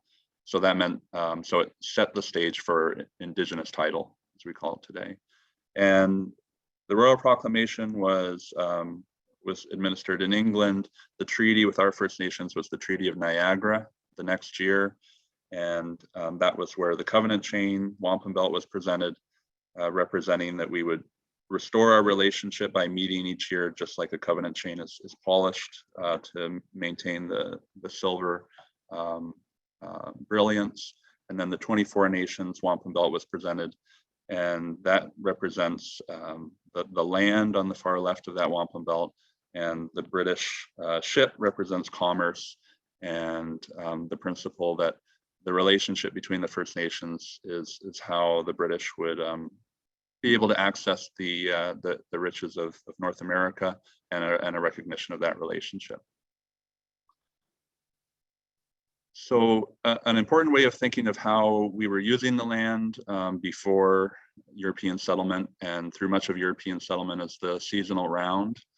So in the case of Waweyatanong, the main summer village would be Detroit, and that would be First Nations and tribes for a couple hundred miles in each direction. And Detroit would be a large summer village of thousands of Odawa, Chippewa, and Potawatomi, and there would be farming. And this was also when negotiations with government was made, treaties, and also warfare.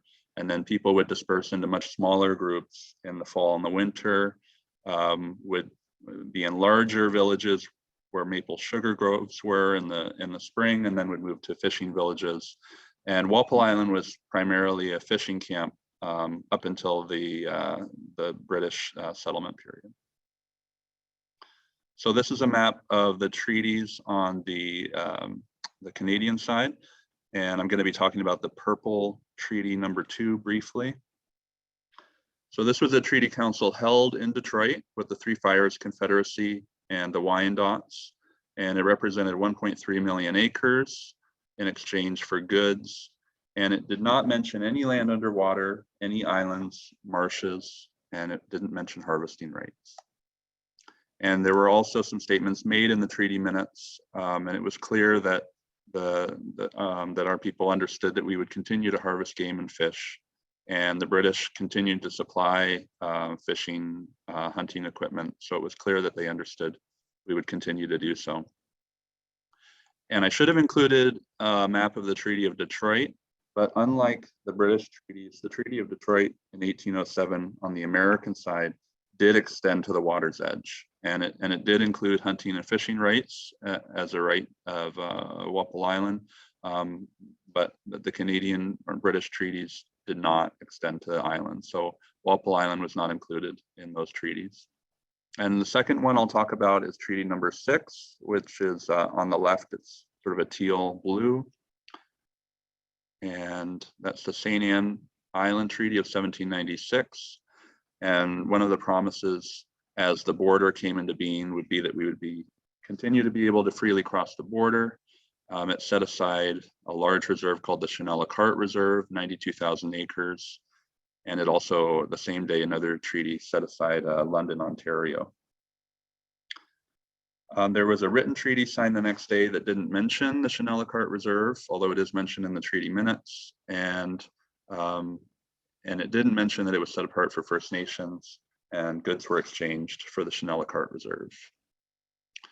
So in the leading up to the War of 1812, another period of Indigenous unrest was happening in Ohio, with Tecumseh being the forefront of that, and John Noddy or Shawanoe from Walpole Island being an important aide of Tecumseh and a military leader. So many of the Anishinaabeg, including those at Walpole Island, worked closely with Britain to defend US incursions into southern Ontario. And there were various promises by the British Crown that Britain would help establish an independent First Nation state in the Central Great Lakes in exchange for the alliance. But the Treaty of Ghent in Europe was very different. Instead, it agreed to survey the US international boundary and said nothing of setting aside an independent state. And the Boundary Commission surveyed the line to the Great Lakes in 1822, and First Nations were not involved by that point. And after the Treaty of Ghent, there was a turning point after which Britain stopped seeing the need for First Nations as military allies. So here you see the various reserves following the War of 1812, and the Chenelle-Carte Reserve 1796 was patented away, fee simple land, and that number 2, there was some thinking that Walpole Island members would relocate there, but we did not. So that was eventually surrendered. Instead, we stayed on the primarily marshlands of Walpole Island that had never been ceded by treaty. So after 1830, Indian affairs was placed under civilian control, and the settler population in Upper Canada, what's now Ontario, rapidly expanded, 375,000 by 1836, which pressured First Nations to locate permanently to reserves and to places like Walpole Island that had formerly been part of a seasonal round rather than a year-round location. And after that point, the British policy shifted to civilizing Indians with the goal of eventually moving them off reserve and extinguishing the identity of indigeneity. And that was put into legislation in 1857 with the offer to enfranchise, which was the first iteration of the Indian Act, which is a piece of Canadian legislation that governs Indigenous affairs. So I'm going to jump ahead 100 years to a more recent treaty, which is the St. Lawrence Seaway Surrender. And in Canada, the legal term for treaties are surrenders, which I think in today's age doesn't sit well with many First Nation members, but that's the legal term. So US and Canada were starting to alter the Great Lakes Seaway, St. Lawrence Seaway in the late 50s to allow new classes of ocean-going ships. And a major change was the addition of the Southeast Bend Cutoff Channel, which was created in 1960 by dredging a straight path through Bassett Island, which altered the marsh and created Seaway Island as a depository of dredge material. Whereas formerly the area had been a large contiguous marsh. And Walpole Island refused to surrender initially, and the historic records suggest that there was quite a bit of pressure on the part of Canada to ensure that the community approved the surrender. And there was a settlement that was reached about 20 years later between Canada and Walpole Island based on those historical findings. So this is a map that shows the Southeast cutoff channel, and that's where you can see on the southwest of the map, there's a straight line that allows freighters to move through the delta without making the hazardous turn that they formerly had to on that north head. Formerly, before 1960, ships had to pass along the bend on the north side of Seaway Island, which would have been too hazardous for some of the larger ships. What it did was it created Seaway Island from the dredge material and broke up the marshland that had been the former Wolf Island on the west side. So I've mentioned the various treaties in southwestern Ontario, and that Walpole Island itself was never surrendered or set aside by a treaty. And as a result of that, it's fairly unique in this part of Canada because it has no boundaries. And there was a tripartite process that was put in place in the 1980s between Walpole Island, Canada, and Ontario to attempt to resolve the boundary issue. And in the 1990s, there were some legal disagreements between Walpole Island and Coast Guard around Seaway Island that had been leasing Seaway Island to use the lands as confined disposal facilities. And in 1997, the lease with Coast Guard was allowed to expire, and we've administered Seaway Island since then. And so the boundary issue continued all the way up until the early 2000s after a Supreme Court of Canada decision called Dalgamook. In common law, created the concept of Aboriginal title. And so we responded to that court decision by reformatting our boundary dispute as an Aboriginal title claim, which we launched in the courts in the early 2000s. So this is a map that shows an administrative line that was created as a result of, well, it was one of the outcomes of the tripartite agreement, and it had been a bit of a gentleman's agreement before that, but it was administered this way after the 1980s in agreement with Ontario and Canada.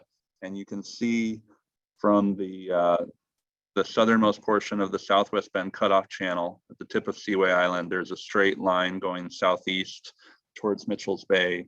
And generally we've administered the waters and the marshes within that area, although there isn't really a formal mechanism for that line. It was an agreement that came out of the tripartite discussions, but we continue to follow that line to this day in terms of having our own resource protection patrol and being responsible for the capital and the maintenance within that area. Although there isn't really a historical basis for it. It was really meant as a pause while we sorted out how we would deal with co-management, which was never complete. So following the early 2000s, we had our Aboriginal title claim in the courts, and the red area are the areas that we've asserted Aboriginal title to. That claim is currently in abeyance, and we have a negotiation table with Canada, and these issues are tabled there. So we're not in litigation right now. But as I mentioned earlier, the various islands were not included in the treaties. Some of the islands within Lake Erie and the Detroit River and St. Clair River were surrendered through treaty over the years. The Walpole Island Delta never was. So the wetlands within the Delta are incredibly important for our members. They support a subsistence economy as a source of food, traditional medicines. It's a place for our community to gather together and a place of peace and serenity. And more we're focusing on land-based learning and focusing on creating opportunities for our youth to experience the wetlands and seeing that as a way to provide services in mental health and for our members.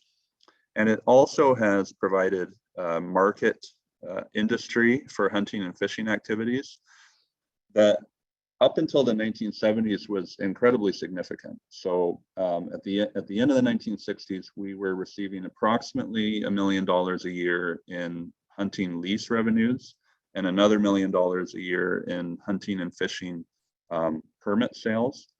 So, and that was in addition to the capital upgrades taking place by the hunt clubs that leased about 70 to 80% of the marshes. So in addition to that, we had access to around $2 million in the 1960s. That would be worth a lot more now to take care of the ongoing operations and maintenance of the marshlands, which over the years, the majority of them are fully diked and controlled. But the market income from those activities has drastically declined. So now we're receiving less than 200,000 in permit sales and less than 200,000 in leasing revenue, which is far less than what is needed for ongoing capital and maintenance. The wetlands are ecologically significant with over 80 species at risk, and they're recognized as an important bird and biodiversity area. And the majority of the wetlands in the region have been converted to agricultural land, as some of the other presenters mentioned. So the wetlands have an important function in reducing the nutrient loading from agriculture and protecting from some of the toxic algae blooms that we've been talking about. So they also act as a carbon sink. And the plants within the wetlands are very efficient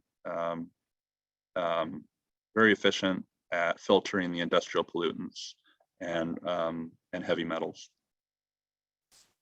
So there are a number of risks in terms of maintaining the marshes. We're seeing the impacts of pollution. Invasive species is a major issue where some of the similar wetlands in the area, Rondeau, Point Pelee, they're seeing incursions of Phragmites and other invasive species. But the scale of invasive species on Walpole Island has become very incredible, and it's really on a scale unparalleled with some of the other wetlands in southwestern Ontario. So that's something that we're trying to capture now within the first stages of capturing baseline data, is assessing how much of the area has been overtaken by Phragmites, and we may need to look at unique solutions. Because the scale is very large. We're looking at areas, some of the marshes as much as 90% infiltration of Phragmites. So, startling impacts to the marshes, as well as drainage and dike systems that are in many areas ending nearing end of life. So we have to look at how we best support the ecology into the future, and look at capital if we're going to change how we maintain the drainage system or improve it. And the other risk to a declining wetlands is that it's the focal point of our tradition and our language and our culture. And we really see it in the activities and the priorities of the First Nation today, and making sure that our members and our future generations have access to the marshes. And a really key issue for us is a lack of operational funding for conserving the ecological areas. So the issue that we're confronted with, much of our capital planning is done in conjunction with Indigenous Services Canada, where at this point in time, the marshes they're not considered part of the capital or operational budgets. They're simply off the map. And so we're starting to talk to government about a new fiscal relationship where we have the capacity and the resources to properly address these issues. But the first step is really this 10-year marsh management plan so that we can scope out what kinds of activities need to be done in the near future. Right now, the lack of operational funding really means that for larger capital initiatives, sometimes we're forced to make a decision between social needs, economic needs, and versus environmental needs. And as a community, we really shouldn't be having to make those decisions, given the incredible significance of the wetlands for the region itself and the Central Great Lakes. So we're really looking for allies as we develop a new way of doing business and a new way of preserving the marshes and the fisheries for future generations. James, I'm just wondering, could I get you to wrap it up a little bit? We're just. I'm all done. I'm all done. Oh, you're all done. Get my Oh, eye that's on the perfect. clock. I appreciate Ted. it. Thank you. Yeah, absolutely. Did you have any last thoughts, Laura? I didn't mean to cut you off. Oh, no. That was the last thought there. So, Okay. you know, I know that the kinds of decisions that will need to be made in order for us to address the problem in a meaningful way are in some ways beyond our agencies. But I think what we're really looking to do is looking for allies. And we've had a great amount of success, as some of the other presenters have mentioned, working within some of the initiatives within the watershed. But unfortunately, in some ways, the delta itself being so critical to the habitat and sustaining the fishery of the larger areas, it really presents itself as a bit of a gap. And I've tried to show some of the history as to how we arrived where we are and the importance within our community. And you know, we're looking in the short term to complete the 10-year marsh and fisheries management plan so that we can demonstrate what the needs are. But ultimately, we'll be looking for that fiscal relationship with government so we can make that happen. Okay. Thank you very much, James. That was really interesting. Really appreciate your thoughts and introspect on that. So that's good. So on that note, that kind of wraps up the 3 Canadian presentations we're going to do, and we're a little over time, so we're going to skip the Q&As. And I am going to pass it off to Michelle to talk about the next 3 the US projects coming up. So over to you, Michelle. Great, thanks, Ted. Just trying to get my video back on here.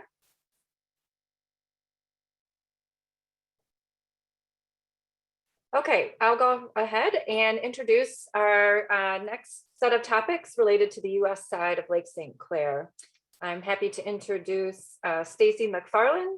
She will be talking about improvements in beach closings at the Lake St. Clair Metro Park Beach. Stacy has been with the Macomb County Health Department working on water quality issues in public health for over 20 years.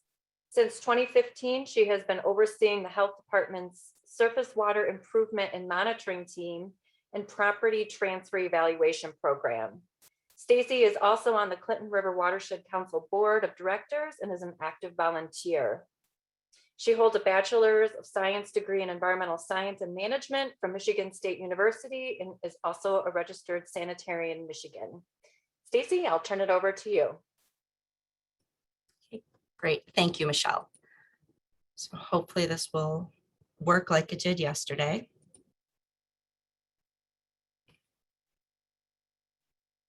Okay.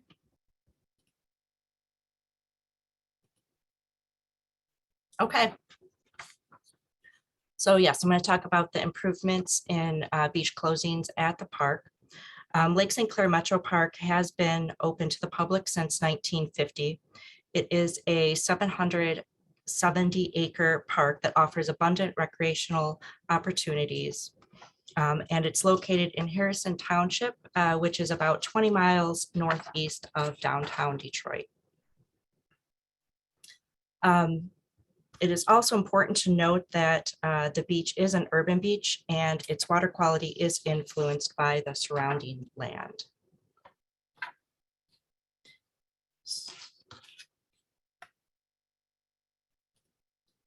So when do we close the beach? To understand if there is improvements that have been made in closures, we need to look at when do we close that beach. And we do close the beach if there is a known sanitary sewer overflow release within close proximity.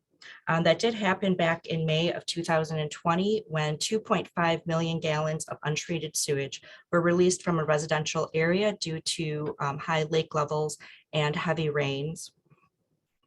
The sewage pumps there, they were not able to keep up with the volume of water flowing in.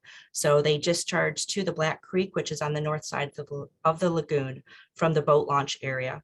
The park did preemptively close both the beach and the boat launch area until we got our test results back, which actually they did come back surprisingly low.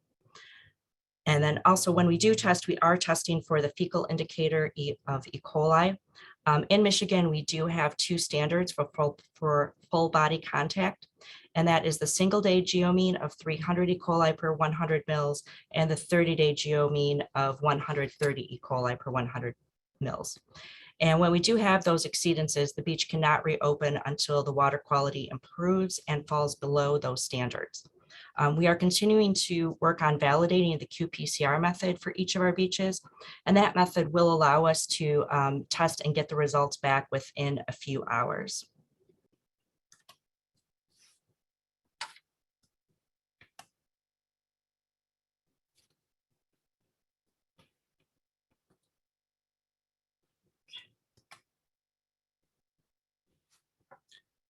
Okay, so in the past, the problem has been too much of this, and that is having water quality that we consider unsafe to swim when we have those exceedances. And nobody likes to go to the beach and show up and see the snow swimming sign. And I definitely do not like calling the beaches and telling them that they have to close for the day. Back in the mid-1990s, there was a record number of beach closures. And since then, the Macomb County Health Department has worked to improve water quality, both in the Clinton River and Lake St. Clair. But in 2015, the beach was closed for 47 days to swimming. So here we can look at number of days closed and then those exceedances, again, both the single day and 30-day and the number of times closed. And back in 2012 and 13, we basically had no closures at all. 2013, the beach did not close once at the park. But in 2014, we started seeing the numbers going back up. And that's at the same time that the lake levels started going up. And in 2015, 16, and 17, we even had those 30-day exceedances. So we wanted to know, why are these exceedances occurring? So we need to look at what can cause poor water quality. And over the years, from our own observations and looking at the data, we have found that these environmental factors and variables can impact water quality there. And it can be one or a combination of sewage releases, which again, we discussed, we just had one recently. And we still do have CSOs, which should be disinfected. And so far, the CSOs have not actually shown a direct correlation to beach closures. We also have wildlife out there, precipitation, wind direction and wave action, temperature, turbidity, lake level, algae in the near shore, and ground elevation. And again, one or more of these, we can have fluctuations in water quality to any one of these events. So the question was, what improvements could we make at the beach to improve water quality? So we needed to look at a few of these environmental influences and what could be changed. So one of the first things we looked at was the beach elevation. Typically, we do see that when a beach is high and dry, the water quality in the near shore improves. And here out at Lake St. Clair Metro Park Beach, the land is pretty flat. There's really no elevation change. And when it rains, a lot of times that ground will stay wet for quite a while. The lake level also impacts water quality, and lake levels have fluctuated in recent years from low lake levels to record highs. These pictures were taken back in 2012 and 13. And in 2012, we did have, and 13, we did have plants that could be seen growing and emerging from the lake on the sandbar offshore from the beach due to those low lake levels. When we were testing for the beach, we sometimes had to go out almost past this sandbar to even get our water samples, because we do need to be in about 3 to 4 feet of water when doing our beach sampling. And then back in 2014, the lake level started rising and reached record levels in 2020, which actually decreased the size of the beach. The high lake level also means that we have a high water table at the beach, and that can allow bacteria that is in the beach sands to be pulled back out to the lake, and again, create some issues with the water quality. So, but lake level is not something that we can change, so we need to control how the bacteria are getting into the sand.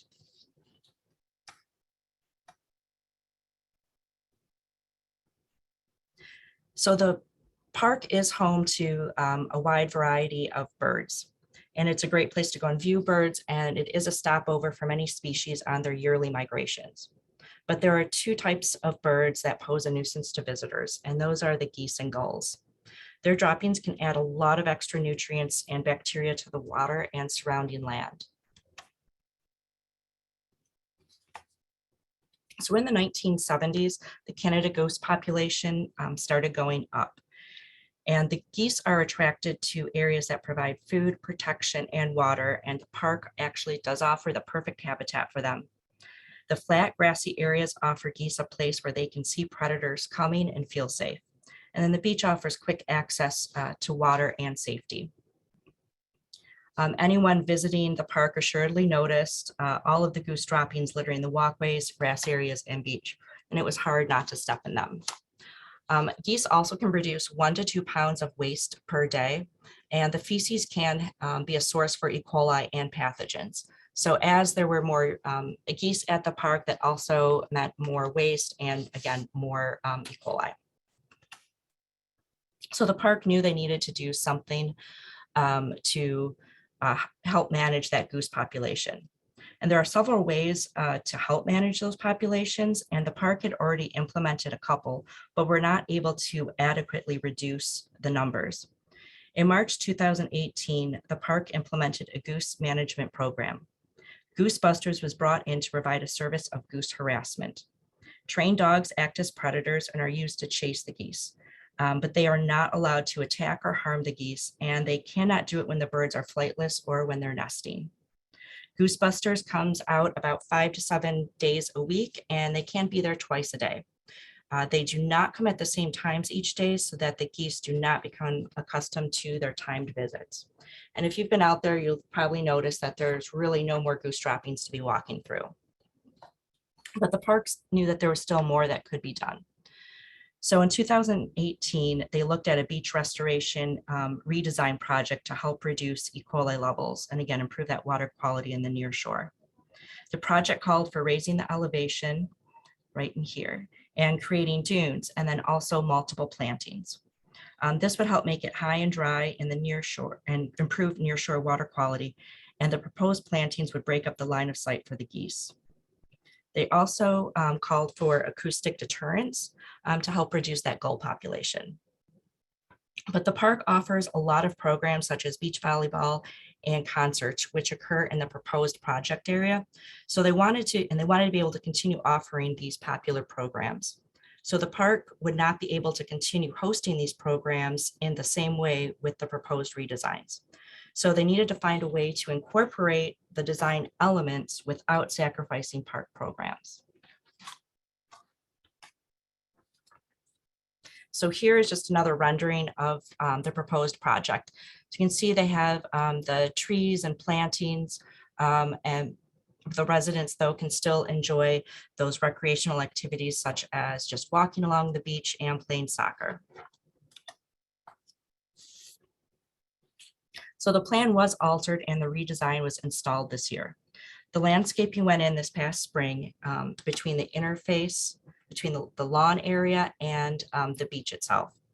So we see here trees going in and then the plantings of grasses and native flowers. And these plantings, again, will help break up the line of sight for the geese.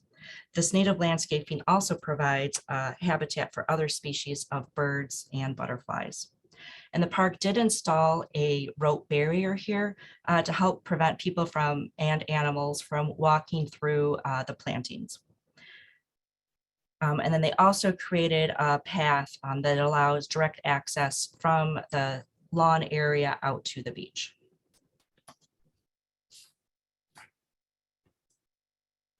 here again is just some other views of it. And you can see they didn't change the elevation at all. So we still do have areas where water will pond when we have those heavy rains. I think these pictures were taken just a day or two after a rain event.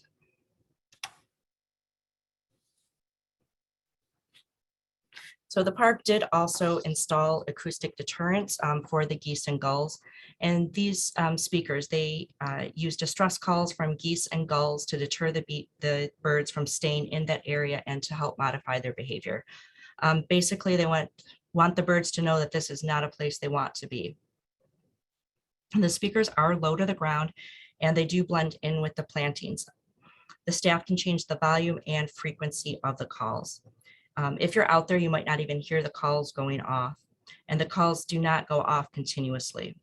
And then they also installed these solar panels, which power the speakers.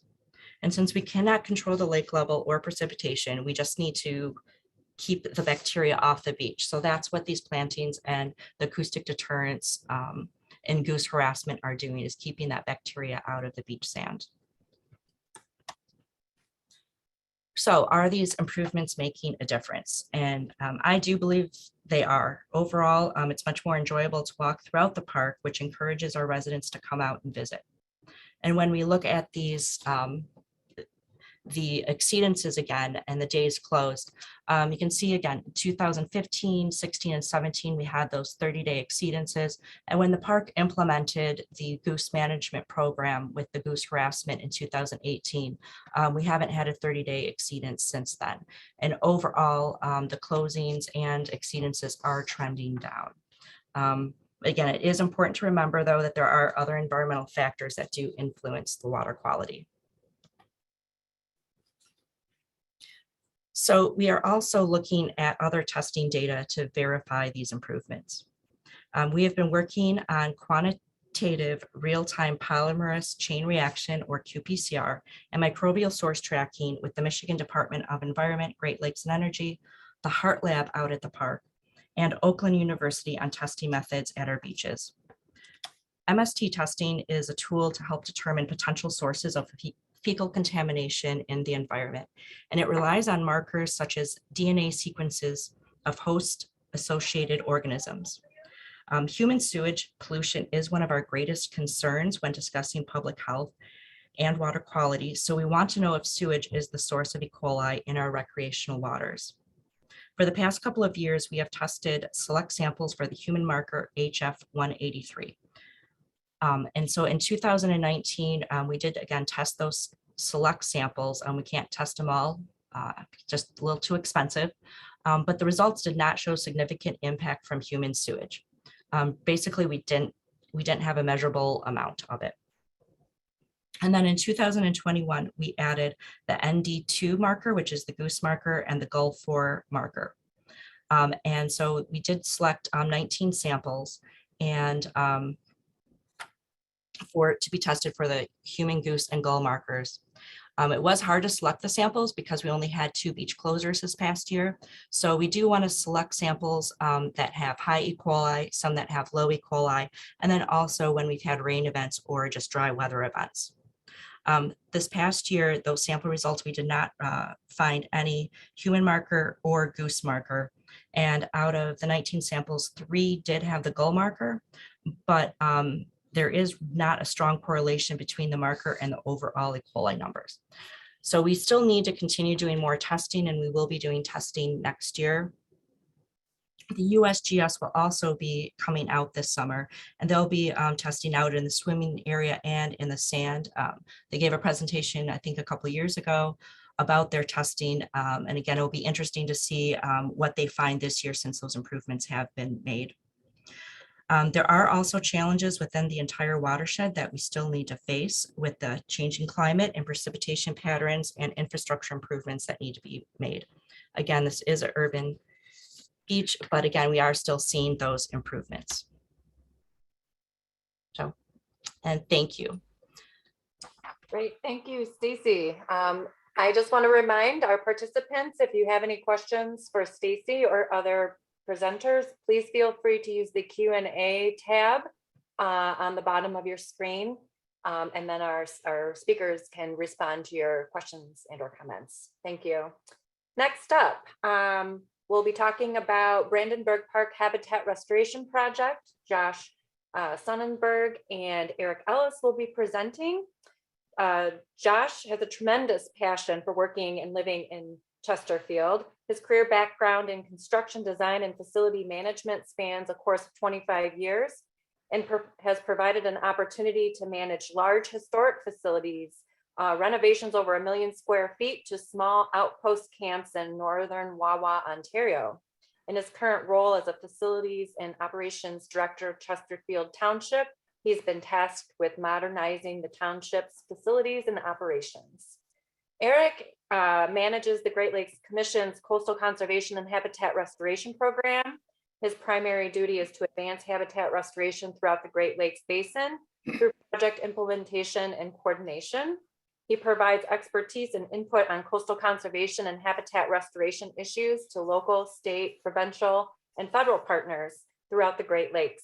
In addition to a diverse array of non-governmental stakeholders, he works with these partners on a variety of coastal strategic planning efforts. Eric also represents the Commission on the Binational Great Lakes Coastal Assembly.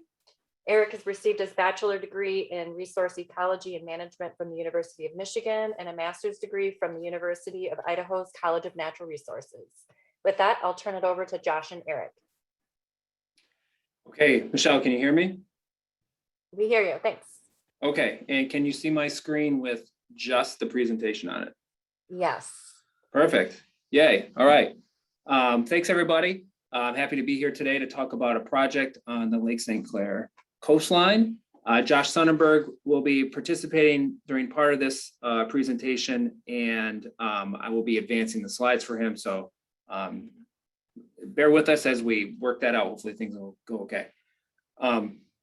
This project was a nearshore fish habitat project that also addressed a pressing community need and improved coastal resilience of the area on Anchor Bay. And we hope you leave this webinar with some takeaway lessons that you could apply to future projects of your own. There we go. All right, so here's an overview of the presentation. We'll have a quick background on the funding and why we were even there working. Josh will provide a community perspective and discuss some of the initial planning that went into the project. And then I'll go through some of the project logistics and completion and sort of the some of the things that were happening here at the end of the work. And this is Josh's, just so you can put some, I mean, you can see my face. Josh is the guy in the blue coat there. We had a wonderful team of people to work with on this project. And Jill Estrada, who's our program specialist, and I want to thank everyone who was involved. Terry Heatley here is the brown jacket on. He's my partner in restoration crime, lots of projects. And then Dan Acchiavetti there on the far left. He's now Deputy Director Public Works with Candace over at Macomb County, and also has a really nice boat to go fishing on. And for our Canadian partners, this is all Americans on the boat, but we were in Canadian waters when we caught that. So it was a binational effort. All right. The Great Lakes Commission, for those of you who don't know, we are a public service agency established in 1955. And we have 8 Great Lakes states as our members and associate membership for Ontario and Quebec. And as Michelle mentioned, I manage our Coastal Conservation and Habitat Restoration Program. And one of our program's most important functions is helping meet Great Lakes Restoration Initiative habitat objectives. And the main way we do that is with our regional partnerships with NOAA and the NOAA Great Lakes Restoration Center. This map shows circles the various areas of concern that we have had projects in, including 3 binational areas of concern. Since 2008, we've spent roughly $44 million on projects through these partnerships, with removing beneficial use impairments, and also at these yellow starred areas. These are priority non-AOC sites that we're starting to expand our work into, including Brandenburg Park. And these regional partnerships provide flexible funding for all project phases, from feasibility on to construction, design, monitoring, and provide funds for improving fish habitat and efficiently using federal dollars to in that process. And with that, Josh, you can unmute yourself if you're still on mute, and we're going to hand it over to you for a bit, and make sure you tell me when you want me to advance the slides.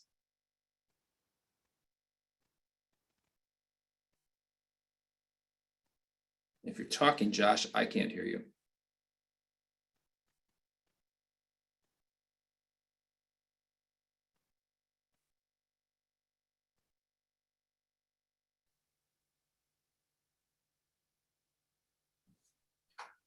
Michelle, do we know if he's unmuted?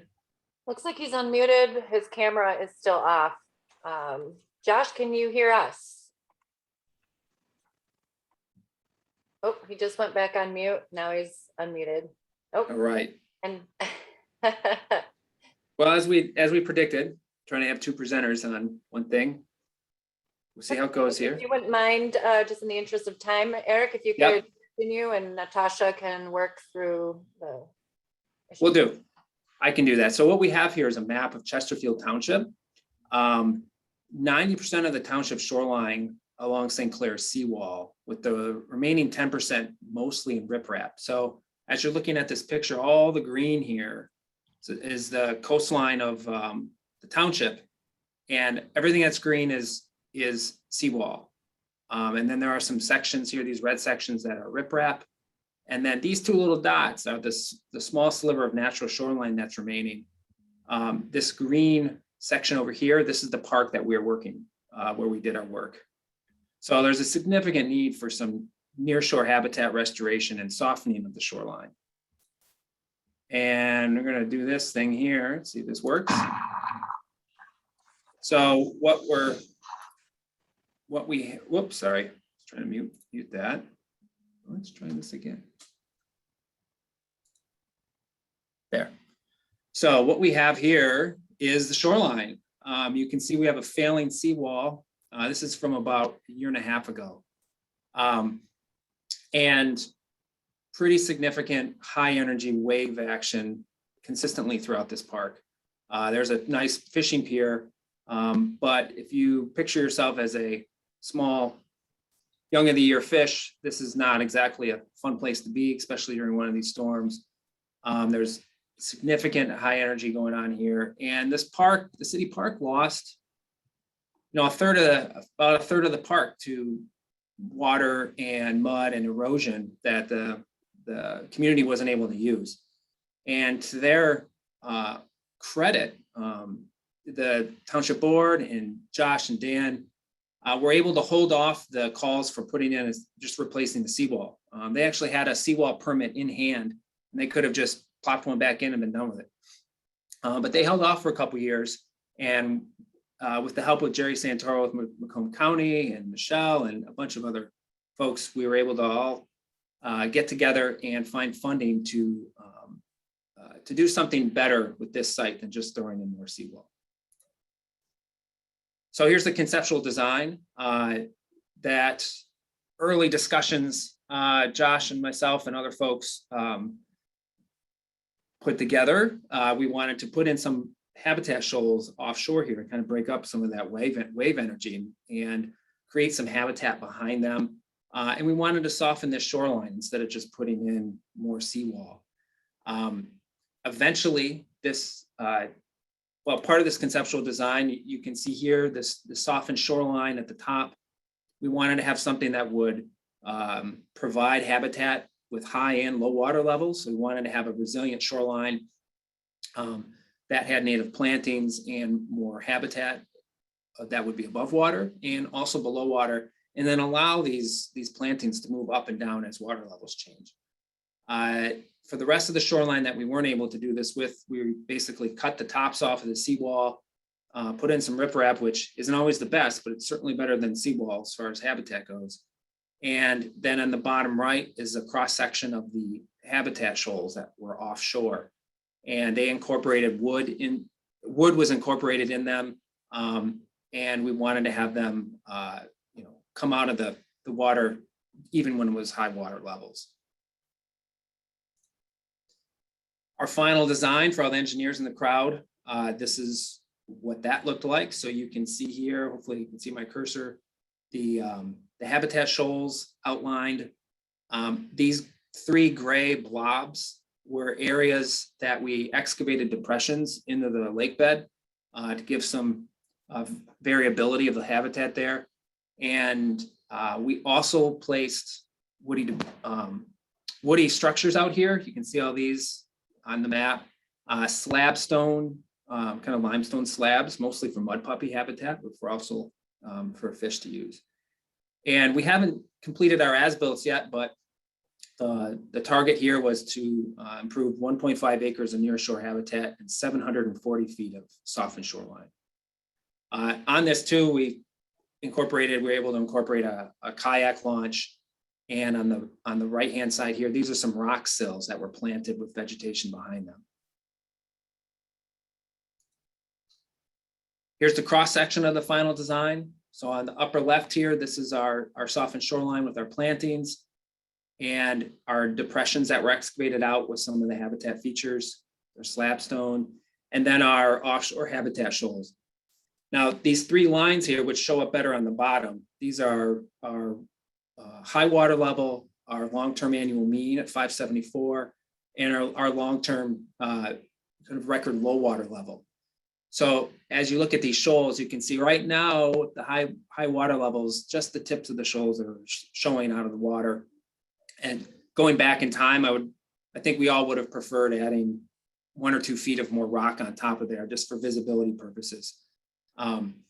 But in the bottom here too, you can see how the water levels will go up and down that shoreline, and hopefully our plants are able to move up and down as they naturally seed in over time. I should note too, if you ever end up doing something like this, especially on the US side, we had a delay in the project because part of our permitting required us to do a hydraulic modeling study. And so you should budget for that at the start. We did some modeling, but we didn't do everything that was required. And so that did slow us down a little bit. Okay. And construction, almost exactly a year ago, started at the site. There was some delays because of COVID, but the team adapted with remote meetings. We had kind of typical construction stuff happen. The shipping channel closure, some of you may remember, the water levels dropped really drastically for a short period of time. We had that sort of messed things up with the barge. We had some creosote logs put in instead of untreated oak logs, which created some scrambling, which they were taken out and replaced. Typical stuff, but most of this is a pretty good encapsulation of the project of ice, rock, and mud. That was basically what the whole thing looked like for a while. Here's the installation of the habitat shoals.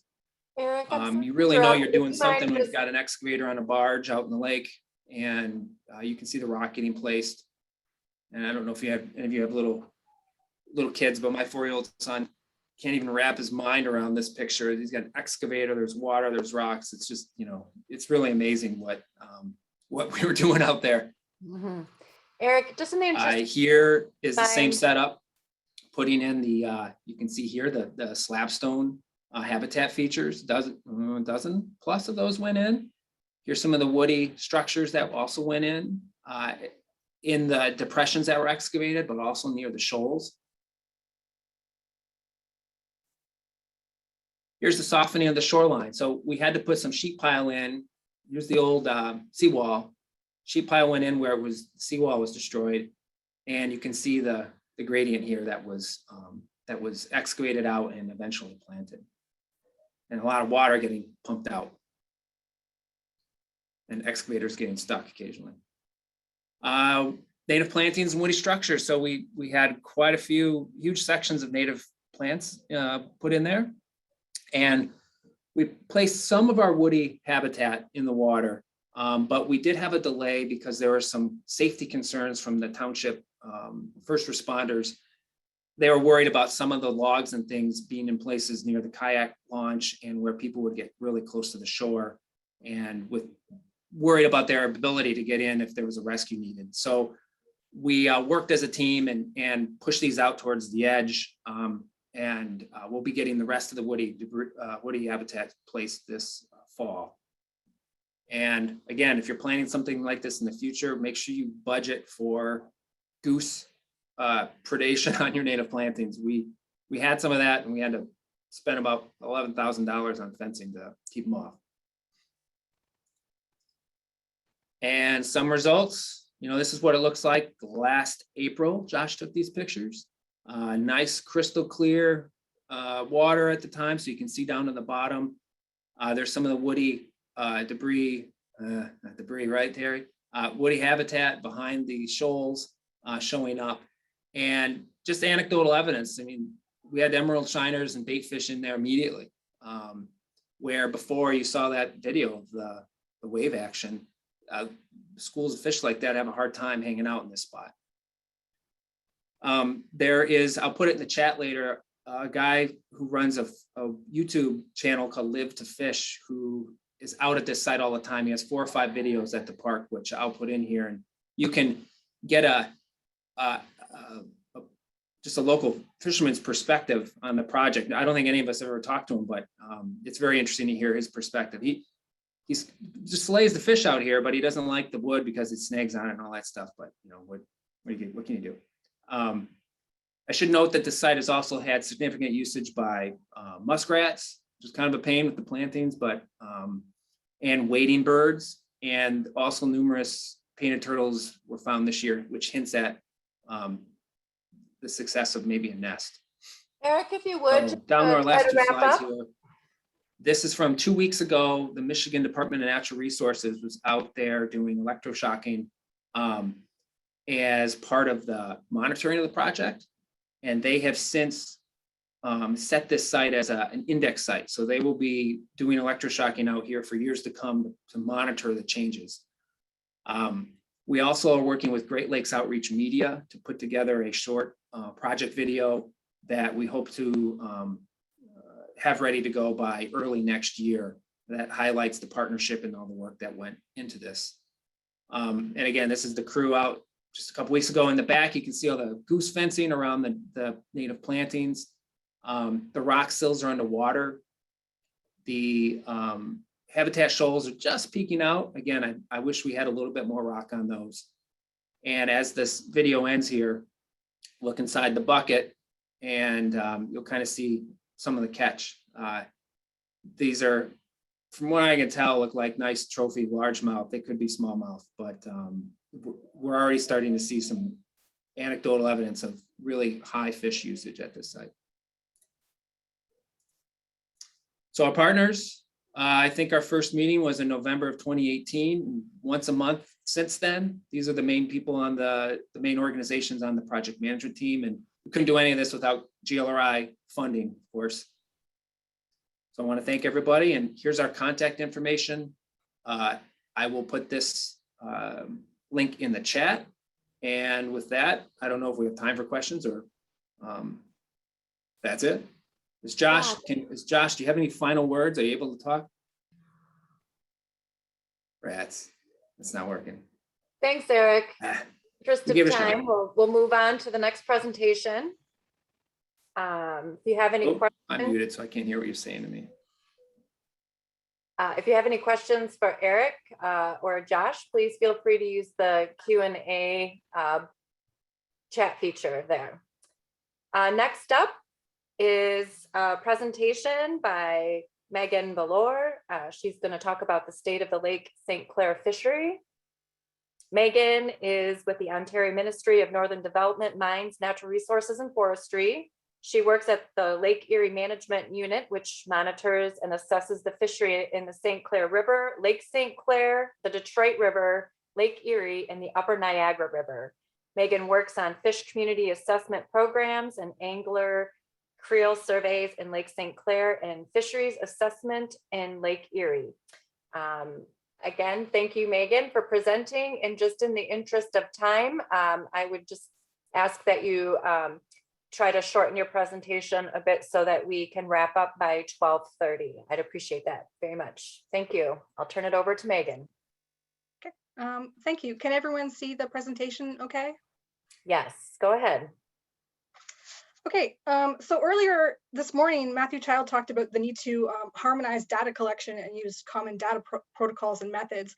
And I think that what I'm going to talk about right now is a really good example of this, because this Lake St. Clair Small Fish Survey was a joint program between the Ontario Ministry of Northern Development, Mining, Natural Resources and Forestry, the Michigan Department of Natural Resources, and the US Fish and Wildlife Service.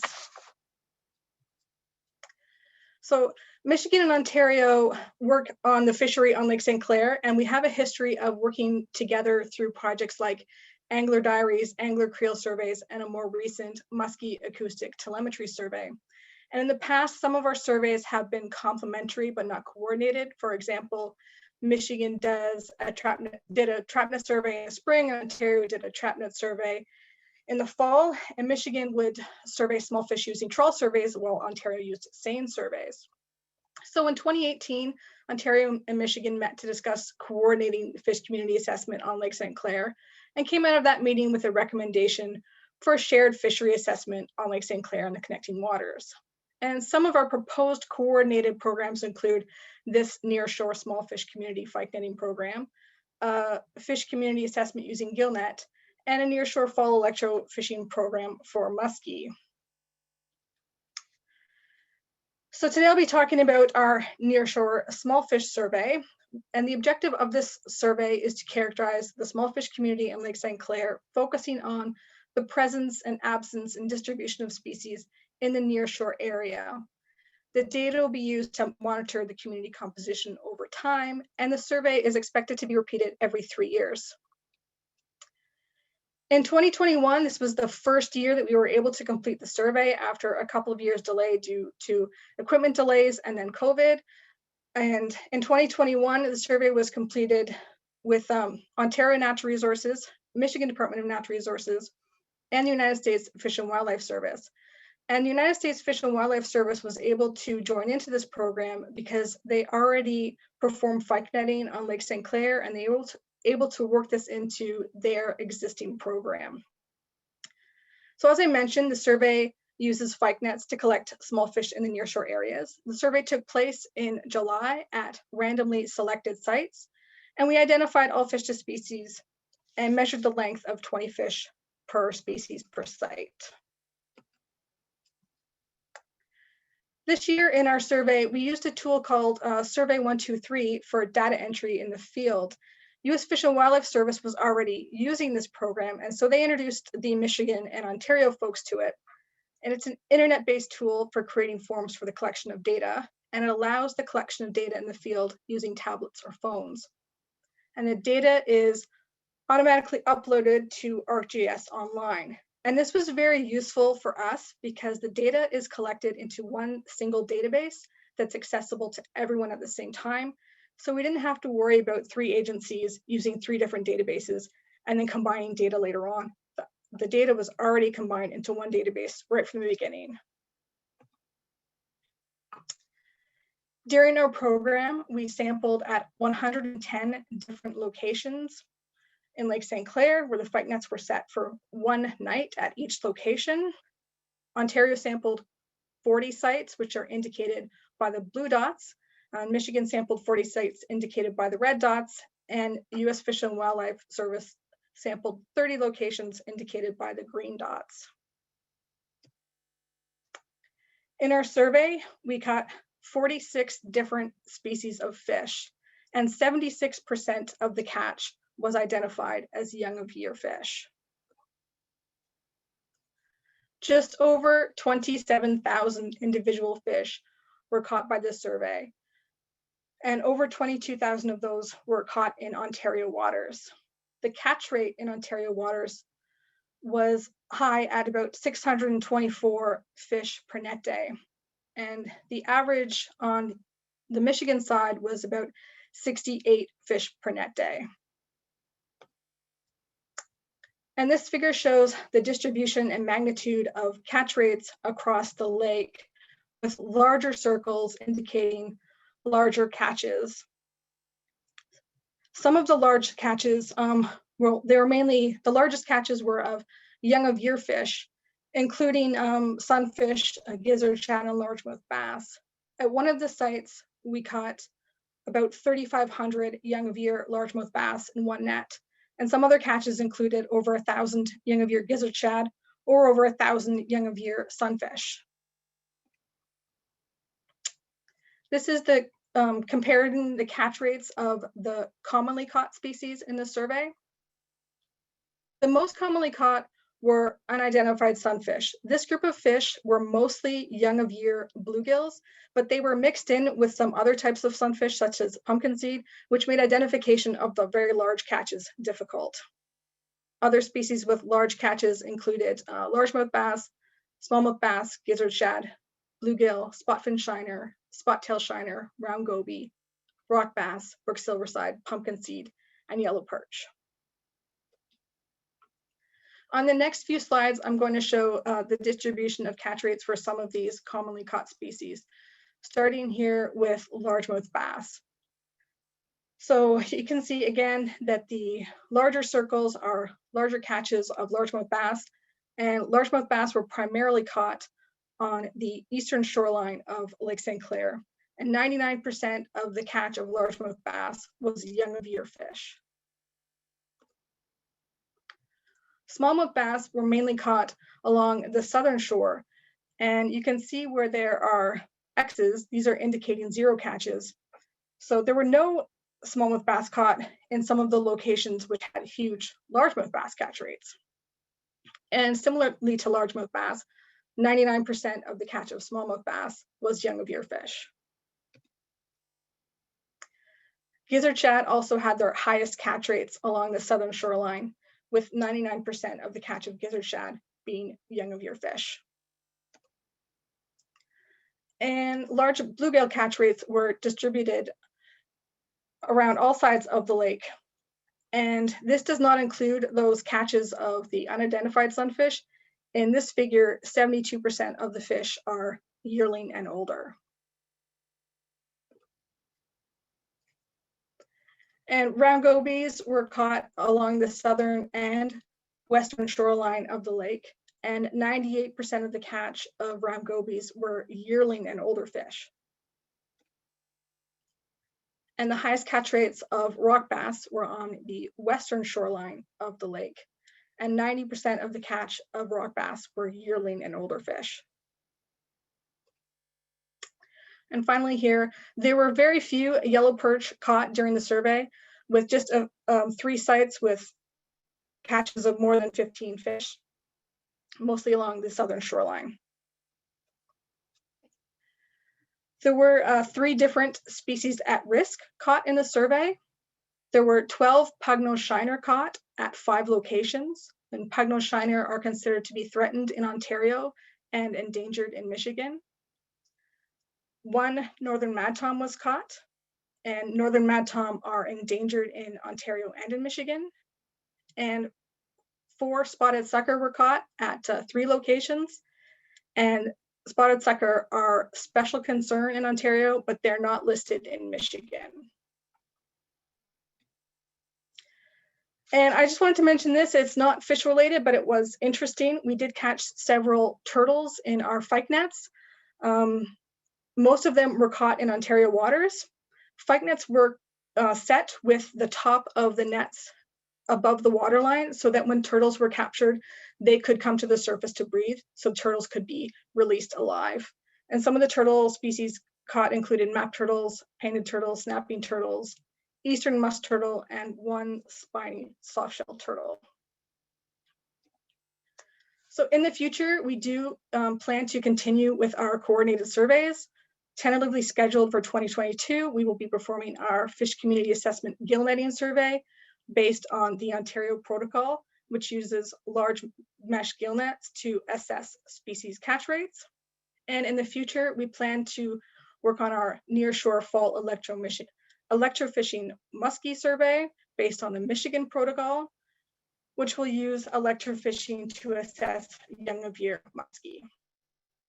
And lastly, I just want to thank everyone for all their work on this nearshore project. Thanks. Great, thank you very much, Megan. It looks like there might be a question or two in the Q&A, so I encourage you to go there to respond to those questions. Great presentation. It looks like Eric also put a link into the Brandenburg Park website for those of you interested in learning more about Brandenburg Park. So we will go ahead and I will do a conference wrap up here with Rick Hoberla. Rick Hoberla is an environmental engineer with the Michigan Department of Environment, Great Lakes and Energy, or EGLE. He's also my boss. He heads the Great Lakes Management Unit, which coordinates Michigan's work under the Great Lakes Water Quality Agreement. He was actively involved in the formation of the 4-agency management team in 1998 and now serves as the EGLE delegate. The team, which is currently consists of representation of EGLE, US EPA, Environment and Climate Change Canada, and the Ontario Ministry of the Environment, Conservation and Parks. And they work collectively and collaboratively to manage the Lake St. Clair and the 3 binational areas of concern, including the St. Mary's River, the St. Clair River, and the Detroit River. But before I turn it over to Rick, I just want to say on behalf of the 4-agency management team and those of us working on Lake St. Clair, we just the lake, you will be soon retiring, and just wanted to thank you for all of the work that you've done here. And I'll turn it over to you, Rick. Thank you, Michelle. You're welcome. We clearly had more information than we could cram into 3 hours. So recognizing that we're running late, I'm going to just leave you with one quick closing thought and then a couple thank yous. We heard a lot of great information today, both on the history and the science of Lake St. Clair. My big takeaway is that we've gotten a lot done. I would say particularly over the last 20 years, there's been a lot of progress, but there are still some significant threats like harmful algal blooms, enriched nutrients, climate change, and we need to continue to work to address those threats. We can't let our guard down now. We need to continue to work collaboratively and binationally to address the problems at Lake St. Clair. And with that, I want to thank all the speakers today. We had excellent presentations. I want to especially call out the planning team for doing all the work to setting this up. And I'd like to quickly run through the list. I want to thank Ted Briggs of Ontario and Michelle Selzer from Michigan for helping lead up the effort and also for co-moderating the program. Also on the planning team were Melanie Foose and Jen Tewksbury from the Michigan Environment, Great Lakes and Energy, Department of Michigan Environment, Great Lakes and Energy. From Environment and Climate Change Canada, Luca Carnelli and April White. From the St. Clair Regional Conservation Authority, Donna Blue and Natasha Pozega. And we also want to thank them for handling the registration and for handling the Zoom logistics for this meeting. And finally, we want to also thank Rose Ellison of the Environmental Protection Agency.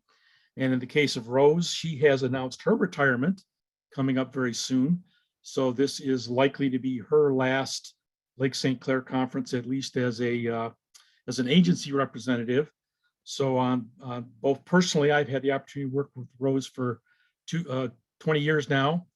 And so both personally and on behalf of 4 agencies, we want to wish Rose tell her thank you for her two decades of service and wish her a long and happy retirement. And then finally, but not least, I wanted to say thank you to all the participants for joining us this morning. And I hope you found it well worth your while. And with that, I'll go back to Michelle to set up the closing. Right, thanks, Rick. So finally, we would like Naomi Williams to give the closing prayer. Again, Naomi is with the Walpole Island First Nations. With that, I'll turn it over to Naomi.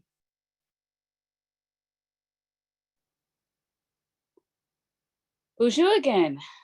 Jagwen ma shikekwa.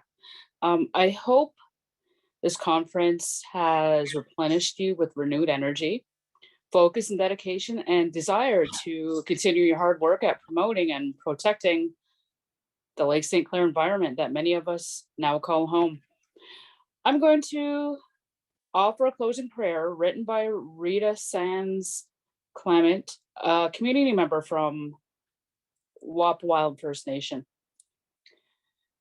Non motionung, we jioshinung, kinagego, eschigayung, nigan, nekea, pune, wewane, miigwech meet you.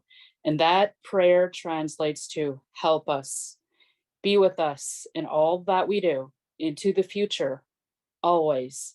Thank you. That's it. Miigwech. That concludes our conference. Thanks, Ted, for co-moderating. Thank you, Michelle. We lacked a little on the the facilitation, but I'm just really impressed with just the swath of great presentations that we had this morning. So I would agree. And the only other thing I wanted to add on for folks is we have recorded the conference and there have been a few questions asked. And if you didn't get your answers, what we're planning to do is we're going to post the video of the conference along with the Q&As that we received with the answers shortly, and we'll let everybody know when that's ready to go and being posted. But thanks everybody for joining, appreciate it, and sorry for running a little late, but as Rick said, a lot of good information. So absolutely. Okay. so take care. Cheers. Goodbye. Thank Thanks. you.